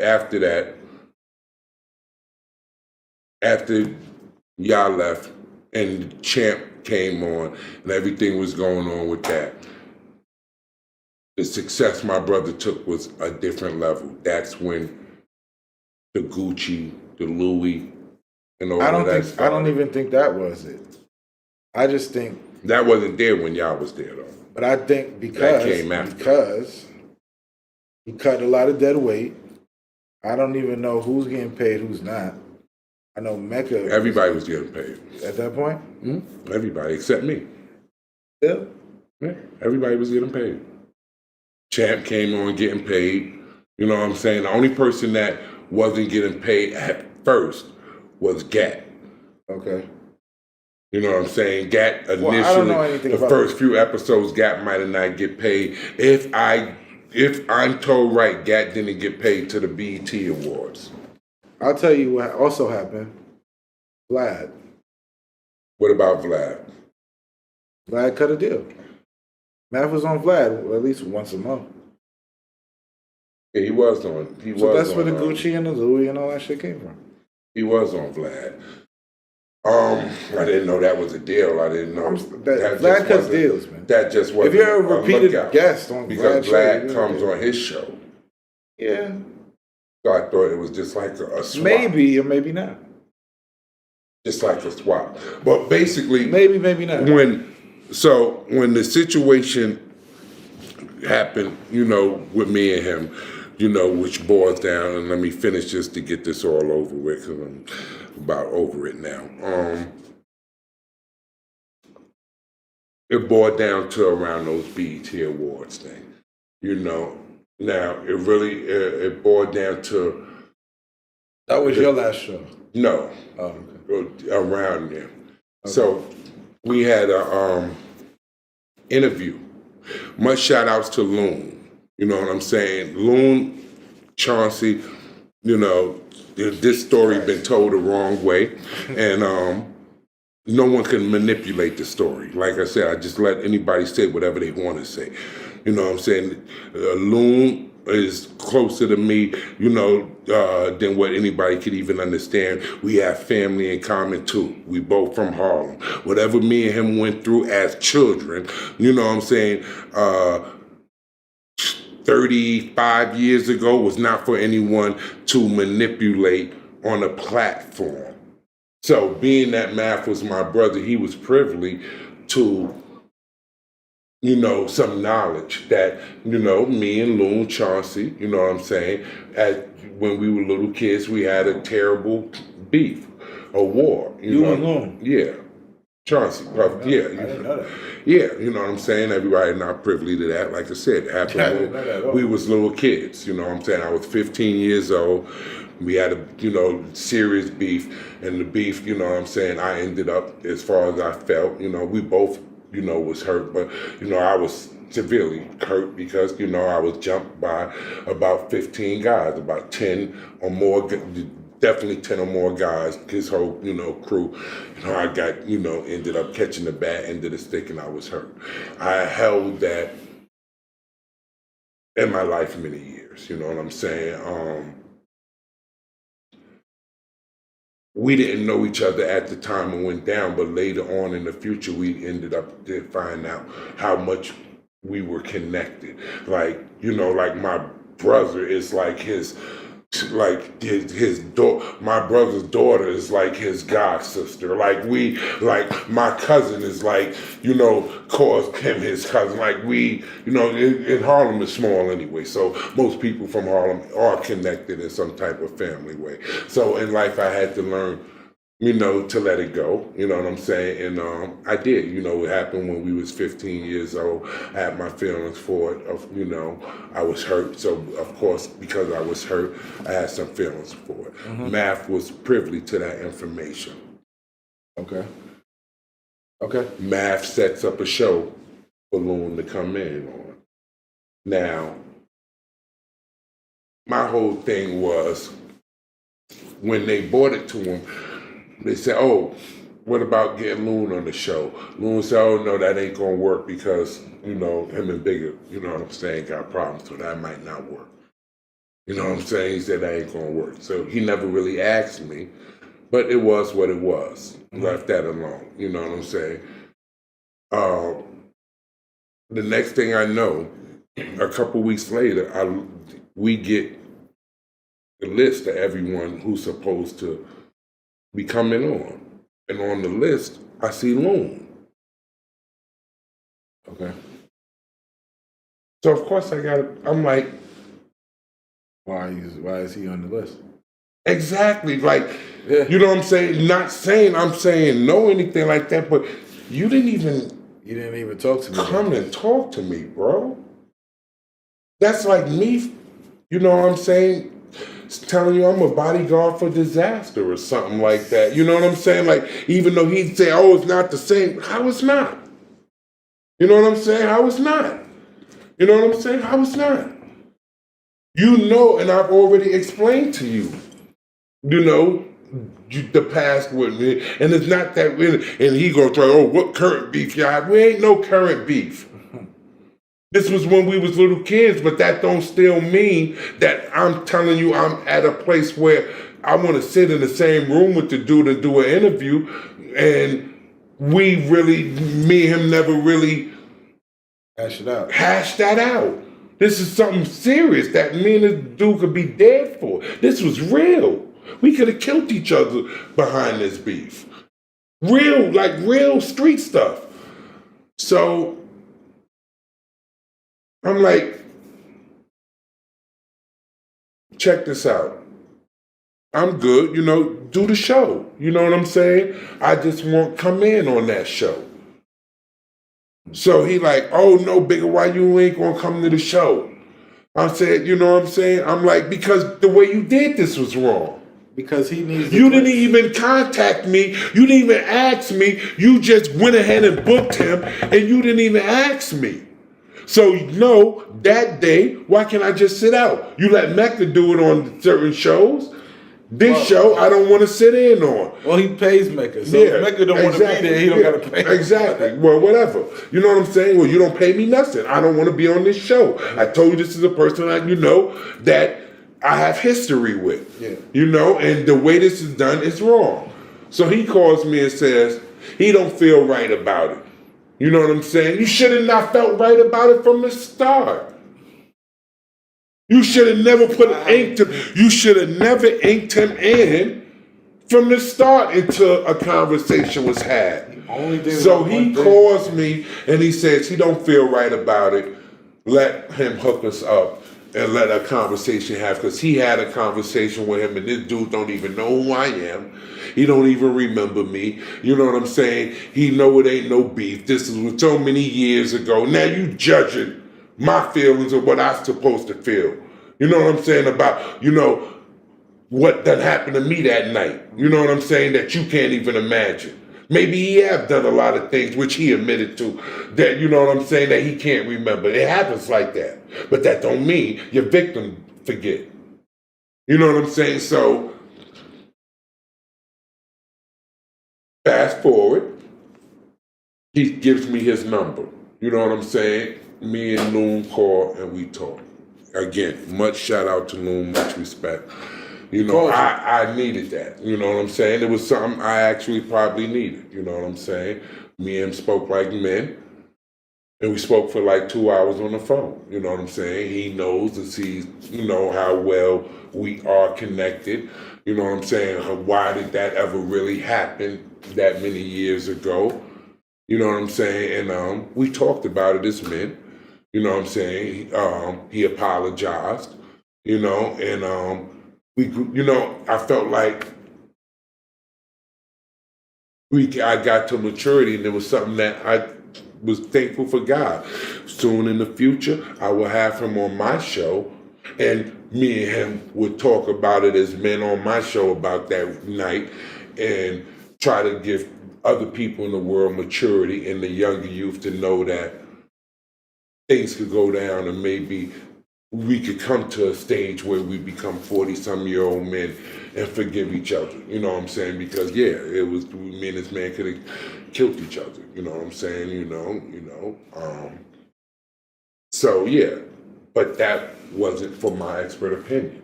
Yeah. You know what I'm saying? That was for me and him.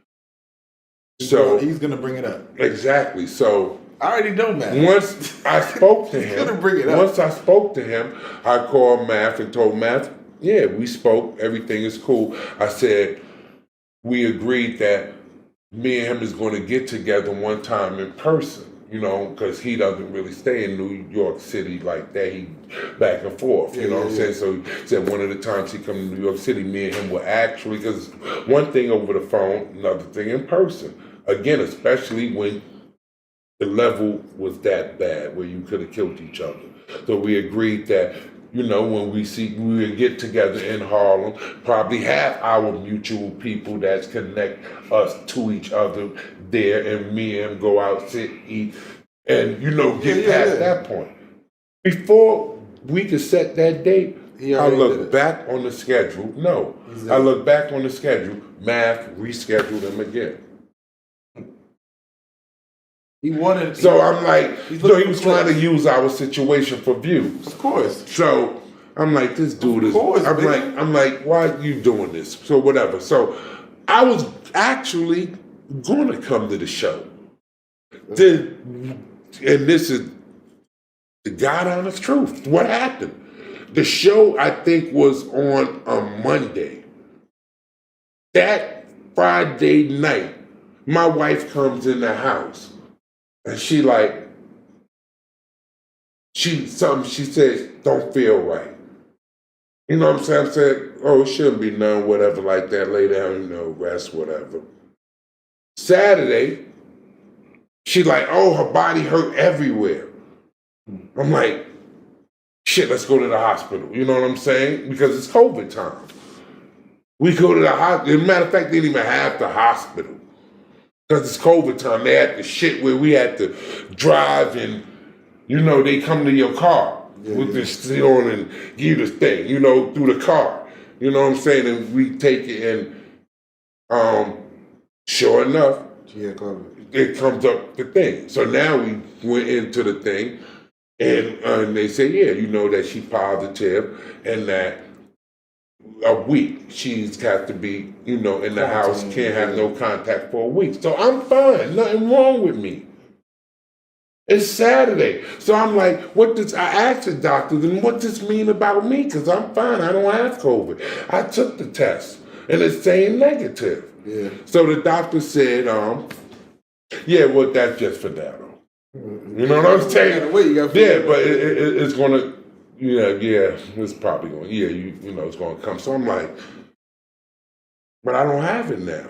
So I called Mav that Saturday and explained to him, you know, she just got found with it. I don't know if, you know, they saying that, you know, but I'm fine right now. Let's come, you know, Monday I think was the moon thing. It was something like that. So I'm like, I don't know what's going to happen then. Sure enough, like the next day or the day, you know, well, I'm positive. Yeah, you got it. I hit Matt to let him know I'm positive, and he starts saying, oh, I'm trying to duck the interview. Say, my dude, I got COVID. You want me to lie? You want me to lie and come to the show? Because I was fine. I didn't have no cough, no anything. I got COVID because I went to the show. Exactly. So you want me to come to the show with COVID, get all of y'all sick, so you could do views on my personal business? I can't, you know, I got COVID. So he says to me, oh, so since you got COVID, now he know how bad I want it to be for the Boozy interview. You know what I'm saying? Because Boozy my man. So he says, oh, so if you got COVID, that means you can't do the Boozy interview, you can't do the G Herbo interview. You know what I'm saying? Like, you got to be out for these in the next 3 interviews if you got COVID. My dude, COVID is only a 1 week quarantine. I'm now missing the next 3 shows. You did that because you was trying to punish me because I actually had COVID and I didn't want to come there and get sick. I got COVID because I went on the show. I know, I was there too. I was sick. I was there, bro. I was there. That's when the other rapper, you know what I'm saying, came and gave it to all of y'all. Thank God that day I didn't get it. but all of y'all got it. I think I was like one other person. I went to the hospital. Get it. I know, you got really sick. I remember. I went to the hospital. The rapper gave it to everybody. He came in there fluid in my and he lungs. kept sneezing and coughing. He said, "Oh no, it's just a cold." And the next day, all y'all was sick as hell. All y'all was laid up, fevers and sick. Yeah, but I go to the hospital. My that lungs is what got water. happened. That's why I didn't come. So now, fast forward, when I came back. When I came back, we had an interview. This was the interview before my last interview. So when I came back, the BET Awards, I guess, was coming up. I didn't know anything about the BET Awards. You know what I'm saying? Didn't know anything.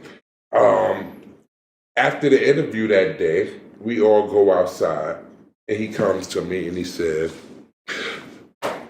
"Bigga, what you doing this weekend? What you doing like Thursday?" I said, I shouldn't be doing nothing. Now already, this was my brother, together every day, 24 hours, like on some other level shit. This few months it's been like this, you know what I'm saying? Because he's mad about me, about all the other things I described to you. So this day he comes up to me again and says, "Yeah, Bigga, you know what you're doing for the weekend. Preferably Thursday." I tell him my son is graduating Thursday. Yeah. You know what I'm saying? So I know I got to go to his graduation. So as soon as I say that, he said, "Oh, well, you can't go." You know what I'm saying? That means you can't make it. You know what I'm saying? You got to handle that family business. Still, I don't even know what he's talking about. But, he said, you got to handle your family business. That means you can't make it. So then he says, "But what about Thursday night? What about Thursday, night?" I said, "Well, the graduation shouldn't, be Thursday night." I said, "By Thursday night, I should be available to do whatever you need me to do or go wherever you need me to go." Mm-hmm. He says to me, "All right, I'm going to check it out. But I don't know, man. They act funny with the tickets. I might not be able to get you a ticket." I still don't know what it is. Just ticket. They act funny. He never explained it. Never said it. So I'm like, whatever. So Thursday, by 10:30 in the morning, the graduation was over. 9 o'clock, they did that little shit outside, and by 10:30 in the morning, it was over. I immediately hit them. Graduation over. I could do or go wherever you want to go. Do whatever you need. Didn't hit me back. Never responded. Didn't hit me back. Hit him, about Saturday, I think, or Friday night or Saturday. I'm looking on YouTube. They on the red carpet. Crazy. So, of course, for everybody that think that I wasn't supposed to take that, no way, fuck you. He only thinks about you know one what I'm saying? thing. I don't care what you think.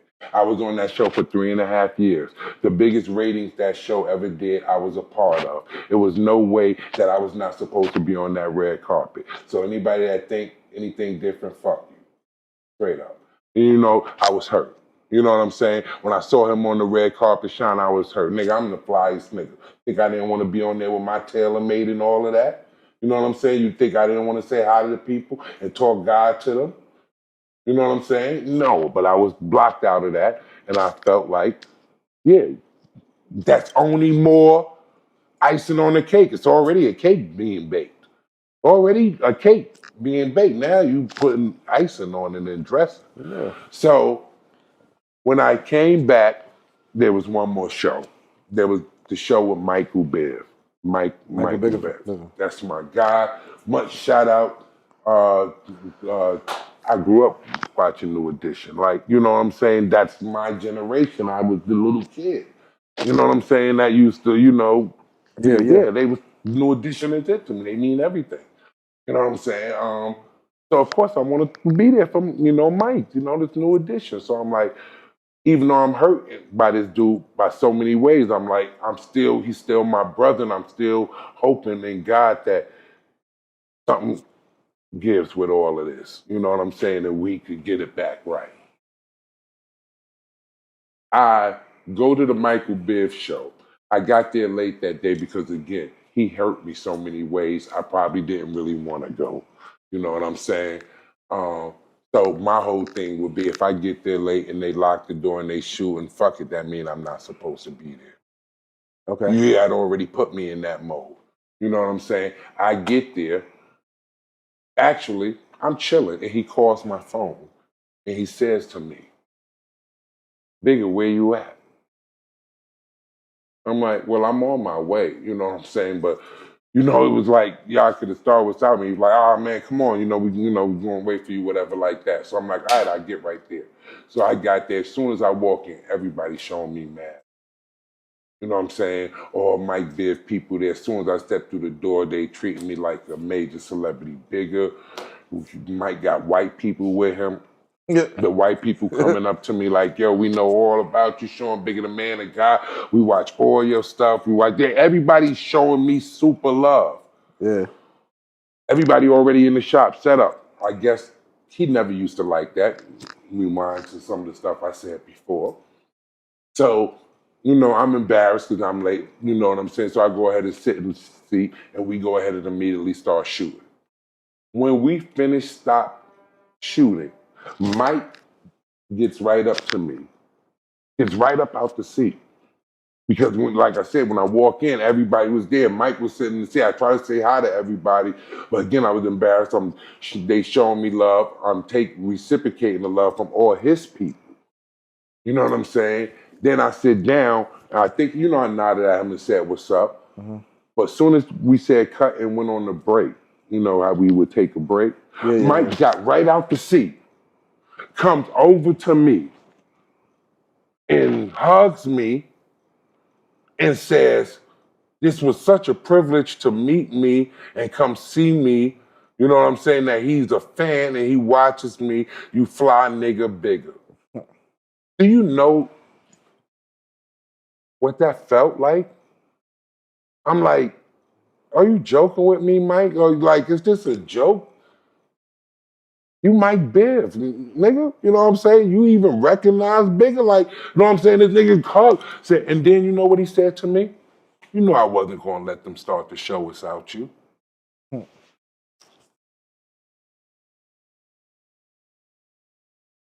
All right. So, now the show's over. Yeah. Great show. Spirit good. We shutting the show down. When we shut the show down, he says to me, in front of everybody, as he do, yo, Bigga man, you got to start being on time. You know what I'm saying? You making the guests wait. You fucking up the show is not cool. You know what I'm saying? This is my argument to him. Yeah. That was crazy. Exactly. Yeah, but this is what he's trying to say to me in front of people. Yo, that's crazy. Yeah, though. You got to start being on time, Bigga. It's disrespectful to the guests. Oh, you know what I'm saying? So I'm like, whoa. From the latest nigga in the planet. Nigga, I don't work for you. The nigga who's always late. Exactly, but you miss one fundamental, nigga. You don't pay me a fucking dollar. I don't work for you, nigga. That's true. You talk to these other niggas like that, nigga. I'm doing you a fucking favor. I get in my fucking Mercedes-Benz and drive over an hour to come to this show. For over 3 years, you don't give me $1. Your gun protection, your police protection is me. Talk to me with respect, you stupid ass nigga. That's how I felt. So I said to him, you don't have no right to, let me think of the exact words. You don't have no right to show me non-appreciation unless you show appreciation. Something like that. Some word, I worded it like that. I wish I could have worded it. Exactly. I worded it something like, you don't have the right to show me non-appreciation. You're not in that position. You want to lock the door, lock the fucking door. Nigga, that don't make no difference to me. My check ain't gonna be $1 less. My money ain't gonna be $1 less. Lock the fucking door, nigga. Your biggest shows has been with me. So you make your decision. You ain't hurting me if you ain't giving me nothing. You don't have the right to speak to me that way. That hurt him. Yeah. That went in his spirit. Yeah. I The thought it was, same way. yeah. Bigga, your tone and what you said is basically what I said to him when you called me on the phone tripping. Exactly. It's like, yo, bro, like, you know, like, you're not going to speak to me however you feel. That's not what's going to happen. I wish I would have said the words like how you said. I didn't have to. I just said, yo, you trying to take niggas? You think you smacked number 2? I said, oh, exactly. And he ain't like none of that shit. Exactly. So now the next episode come, and this is the end, y'all. When the next episode come, I go there. When I come inside, his first words to me when I come in is, "Oh, Bigga, you here?" Oh, wow. You know what I'm saying? You just embarrassed me in front of, oh, Bigga, you here? So I'm not supposed to be here? I done been here to fucking almost 4 years, and you speak to me like that when I come in the door? Everybody else showing me love. Everybody else happy to see me. You sitting in the chair. Oh, Bigga, you here? My nigga, the police standing inside of the doors there, right? Those are your peoples. Those are my guys. Why would you say something stupid to me like that? So I said, obviously I'm here if I'm standing here. So then he sat down and we started talking for a while. So then he gets up and said, let me talk to you outside for a while. So we get up and we go outside and we sit there and he says, what was up with that shit you said about the non-appreciation or some shit like that or whatever like that? So I tried to explain it to him again. The same shit. The same shit. I said, Math, you are not in a position to talk to me like that. I don't work for you. You don't pay me. You know what I'm saying? Anything I do for this platform, I have done contributing my time, my life, my everything that you are showing non-respect for. Time is number one. Exactly. You know what I'm saying? I give you this. I've been giving you this. So he says, I show appreciation with bonuses and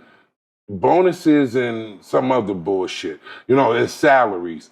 I don't get no bonus and I don't get no salary. So I'm like, none of that have anything to do with me, nigga. You don't give that to me. And we already know the bonus that I thought that you had gave me the Christmas before, you broke my heart and you fucking told me it was money that you owed, that the rapper owed me for, that you took his debt and said that you was gonna pay me, and then it wasn't even the full money. It was short money. But you gave it to me at the Christmas party as a bonus. But later on told me it was a part of the rapper's money. That was a part too, y'all. I walked away from him when he said that. I walked down the block. This was like a couple of days before it was over with Bigga. That was all a part of it.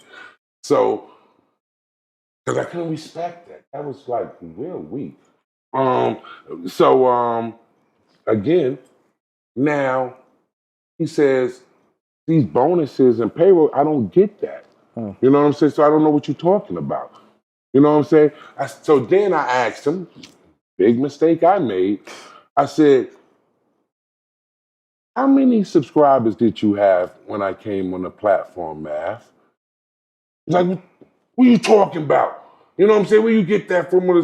I said, I don't know. I said, didn't you have less than 100,000 subscribers? Oh, he fucking got mad. He's like, don't do that, Bigga. Please, don't do that. Don't be one of those niggas. I said, all right, Daddy, that's what he said. Don't be one of those niggas. I said, okay, then explain it to me. I don't understand the business. You haven't explained it to me. When I was with you, we received 100,000 plaque. And I was with you when we received that. Because I gave Mac the plaque. I put it in and came to my house. And I gave Mac the plaque. It was at 200,000 when we received the plaque. Perfect. And I said, and that's what I asked him. And that's what I asked him. I said, I don't understand. So explain it to me. When I came on the platform, exactly what was we at? He wouldn't answer that question. Which if I was just a cameraman, why does the plaque for YouTube come to my house? Exactly. I don't even understand that. This is what I said to him. Explain it to me then. Because I know when we got that $100,000 plaque, I had been on the platform for about 6 months already. You know what I'm saying? So explain it to me. What was the number of subscribers we had when I came on the platform? He never said that. But rocket scientists could just say, he just said that we was at 200 when we got double. 100. So it was actually double. So it was like check crazy. it now. So we was at 200 when we got the 100, and I was on 6 months before we got the 100. That obviously means I came on the platform before we was 200,000 followers. Yes. Obviously. So obviously, the platform that grew, that the world grew to be known as MEO didn't start yet until I came on. The platform that you grew to know and love started somewhere after the 200,000, because that's when we started getting all the guests and stuff like that. And it really started when, again, Heineken and Esso came on, because that made everything perfect. Not saying we wasn't doing good before them, because the energy we had is even the energy that made even them want to come. But that put us over the top. Now, so when I said that to him, he didn't explain it to me. He got mad. He got up and started walking back into the shop and started talking some mumbling stuff. I walked behind him like, wow, bro, you know what I'm saying? That's how we, doing it. Whatever. He walks back in the shop talking, and he goes to sit down. When he goes to sit down, he's angry. He says, I get paid other ways. I said, yeah. So exactly. So I said, what you mean I get paid other ways? Now he's saying this in front of everybody. He said, oh, I see you on Instagram with the celebrities. Like, what? He said, oh, all right, Bigga, you just know the celebrities on your own. Yeah, right, whatever. You fucking dumb nigga. What? Half the celebrities that done came in and told you they know me. I'm over it. Said, oh, you with the celebrities on your own, Bigga, nigga. I'm a self-made millionaire, nigga. These niggas, some of them, half of these people, either that came on the show, I've done bodyguarded them before, did security for them before, or they know me from a real world. And they told you that. But now you in the shop saying, I'm on Instagram with celebrities. Because of who? Because of him. So when he said that, that was it for me. That was it. That was the final straw. I'm like, it's done. I can't do this no more. My heart, you can't break my heart no more. It's done. I done went through this. I went through this too much. I got my dad that's sitting right there questioning me about you, and I'm lying to him. My dad been asked me, was you giving me money?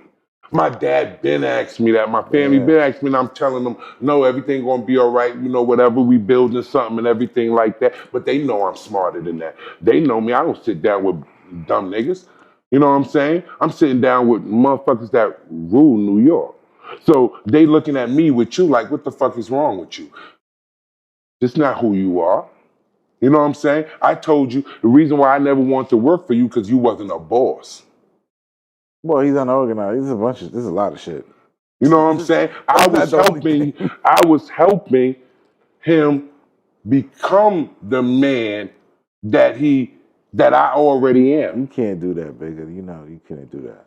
That's a feat that only God could do. Let's say this. Let me reword that. I wanted to see him become the man that I already am. I think we all had high hopes for him. So he may think otherwise, and he may believe otherwise, but we were all on his side. Yeah, of course we was. I wanted him to, like I said before, to level up. You know what I'm saying? But I'm a boss already. I'm already a made man. You're not on the level where I could work for you. We on the level where we could work together and I can help show you some things, but he didn't want that. You know what I'm saying? He didn't want that from me, and that became clear. Let me finish this so we can end it. Okay. You know, so when he said all of that, I said to myself that day, this is done. I can't do this no more. You know what I'm saying? My heart been broke too much. I really loved the dude. He was really a brother to me. And at this point, he can't cross me no more. You know what I'm saying? It could be dangerous. It could be bad. It's time to leave this situation alone. I left. I walked out the shop. I told the officer, pack up, go. It's over. You know what I'm saying? I told the security, pack up, go. It's over. They looked at me and said, it's over. Bigga, it's over. Do what you say. They packed up, start leaving. I get in the car to leave. KK comes out, the one who took, came in and started recording. Shout outs to KK. Much respect, much love, KK, who eventually left too.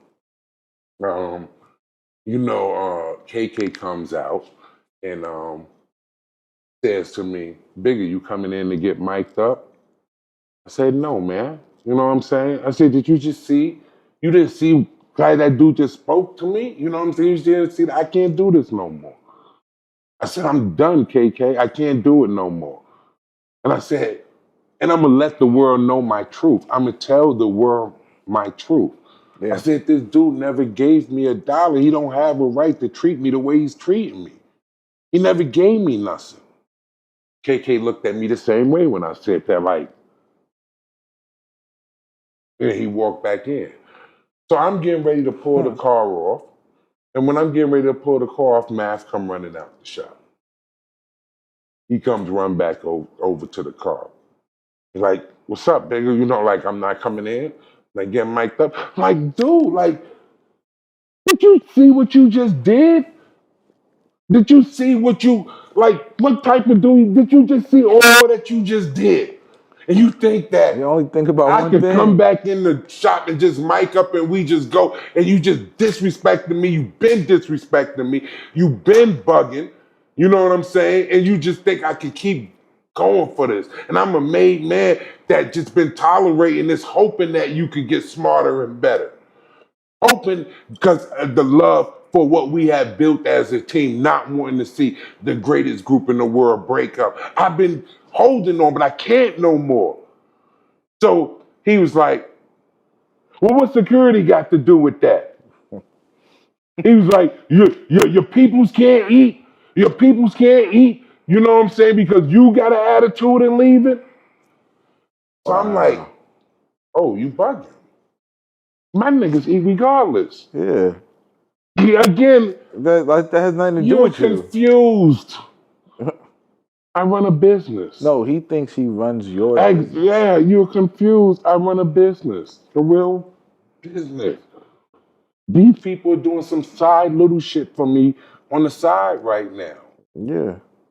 You know what I'm saying? These are people from my, corporate. If I say leave, they leave. If I go somewhere, they go. If I'm upset, they upset. They only was doing this as a favor for me, not for you. If they thought, oh, he did call them, He tried to call them when behind my back. No, you know what I'm saying? Of course, oh, can you come do this again? Like, you can't get the armed security in the South Bigga. Of course. That was some crap shit. You know what I'm saying? You trying to call my police security that work for me full time to try to, you can come hold me there. No, that relationship was established on whatever. But getting back to it, because all that's over. Because everybody loves Math. He's the greatest. Getting back to it, they're gonna sacrifice everything. This is not it's not a chop. All right. This is an end to tell the truth of what happened. Yes. Go ahead. Sorry. When he came out, when he said that, I told him, I said, my people don't need They eat with me. So he's yelling as he's talking to me. Oh, I see what bullshit you on, Bigga. I see the bullshit. So I'm like, yo, bro, lower your voice. Lower your tone. Lower your tone. Lower it with me. So when I say that, he started yelling again. So mind you, I'm sitting in my car. He's standing at the door seat over me. I'm trying to pull off. He's standing there with the yelling shit. So after I asked him to lower his tone and stop, you know what I'm saying? He raises it again. So now I'm mad. You know what I'm saying? Like I told you, lower your voice. Let me leave. So now I get out the car. Now, when I get out the car, the mistake I made was I don't want to hurt my brother. You know what I'm saying? So I should have just never got out the car. You know what I'm saying? Any other person, when I got out the car, I would have hurt them real quick, real fast. Everybody in the world that know me know that. Would have been no hesitation. It would have been no pause. I would have stepped out that car and I would have fucking hurt you real bad in a quick way, real quick. When I stepped out the car, his voice lowered and he said, Bigga, has it come to this? I was hurt because he's my brother. And it hadn't came to that. I love you, nigga. I protect you out here with my life. You call me and you say you in trouble, I'll be there for you to protect you. No, it ain't came to this. I don't want to hurt you. I don't want to do nothing to you. You know what I'm saying? I ask you to stop yelling. Stop raising your voice at me. You know what I'm saying? So once I hear him say, Bigga, has it came to this, I'm hurt. Because I know I could turn into something else at a point and, be a different type nigga. I don't want to be that. You know what I'm saying? I done expressed that on the show how many times. I don't want to be that. You don't know me, nigga. You don't really know me. You know what I'm saying? You don't really, really know. You know what I'm saying? Those that know it tell you. I don't want to be that. You know what I'm saying? So when I heard my brother say that, again, I'm hurt because, I'm thinking, shit, man, am I about to be on some, extra, beefy shit with my brother, you know what I'm saying, and all that, and I'm hurt. So I'm like, nah, I just told you stop raising your voice. You know what I'm saying? So my whole mind went already back down. When my mind go down, KK, Gat, everybody runs out the shop. Yeah. When they run out the shop, oh shit. Who was the guest? My niggas start jumping in the air. Ooh. Start jumping in the air, performing. Jay-Z, big homie. Jay-Z's big homie. The one that put Jay-Z out. Jazzo. Oh, Jazzo. Man, when they ran out the shop, this dude started jumping in there. Jumping in there what? Performing. Acting like a fucking yelling at you and shit? Yeah. Oh, God. You know what I'm saying? Now that everybody outside of them, you know what I'm saying? Oh, Bigga! Don't walk up on me! Yeah! Hold me back, everybody! Hold me back! Hold me back! You big for nothing, Bigga! You big for nothing! Damn. I'm big for nothing after 3.5 fucking years and nigga ain't touch you.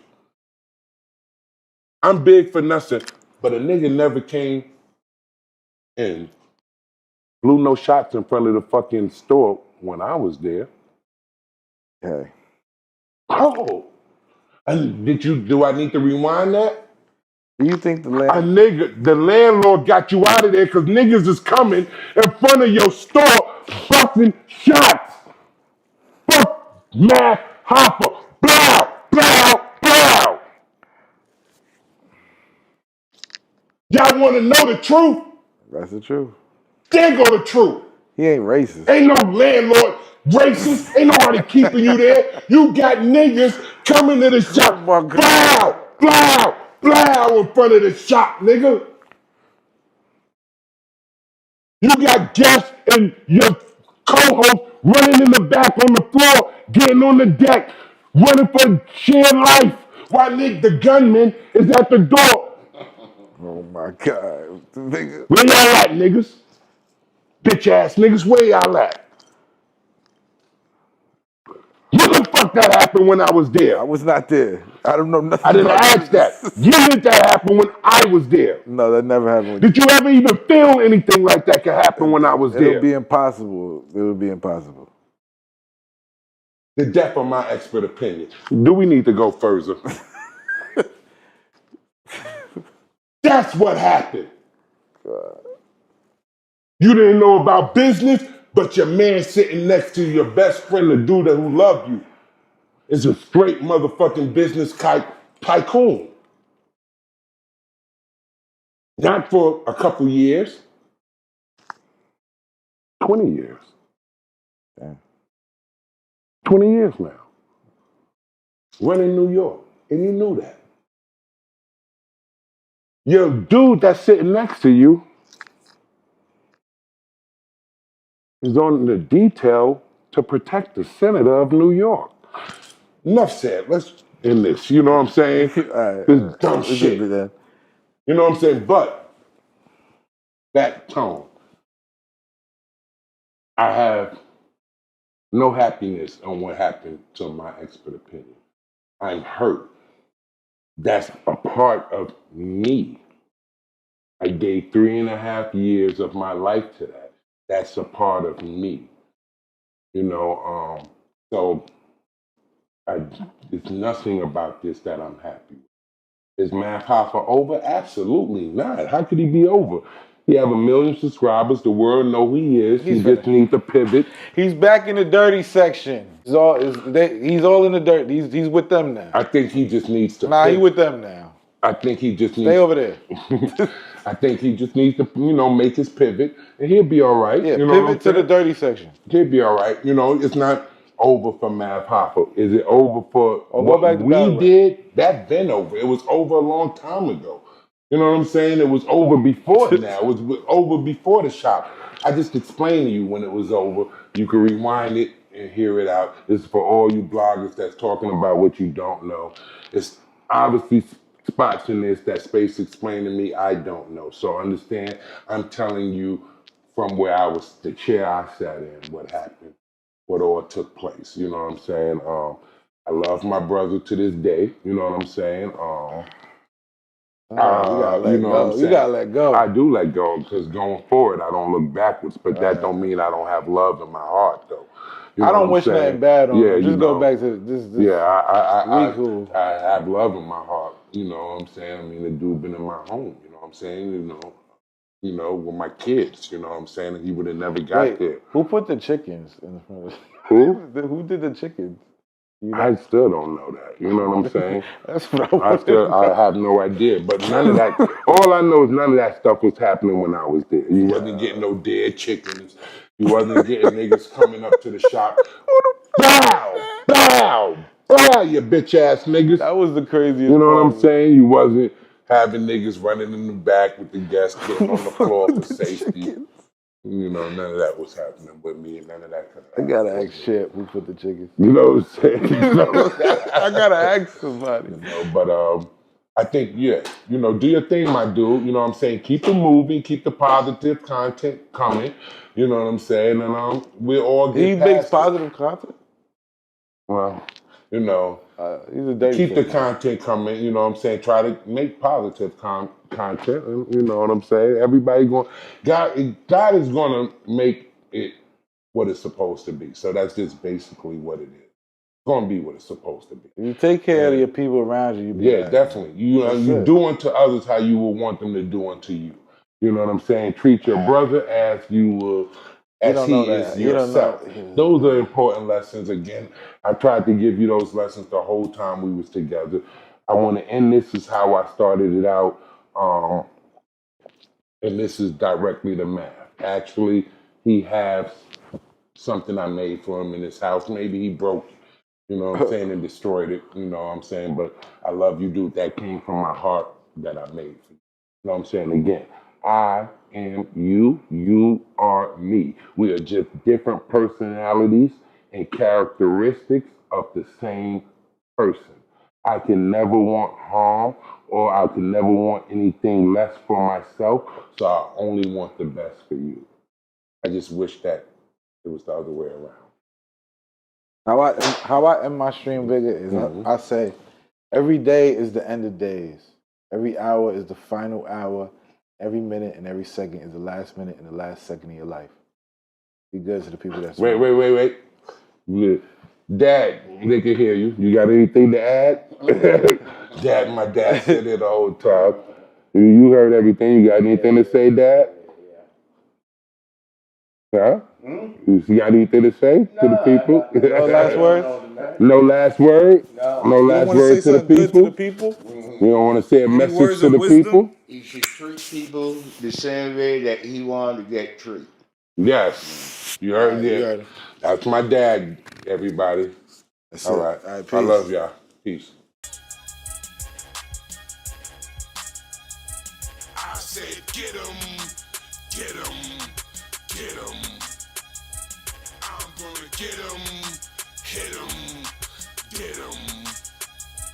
I said, how can a posse be this hostile?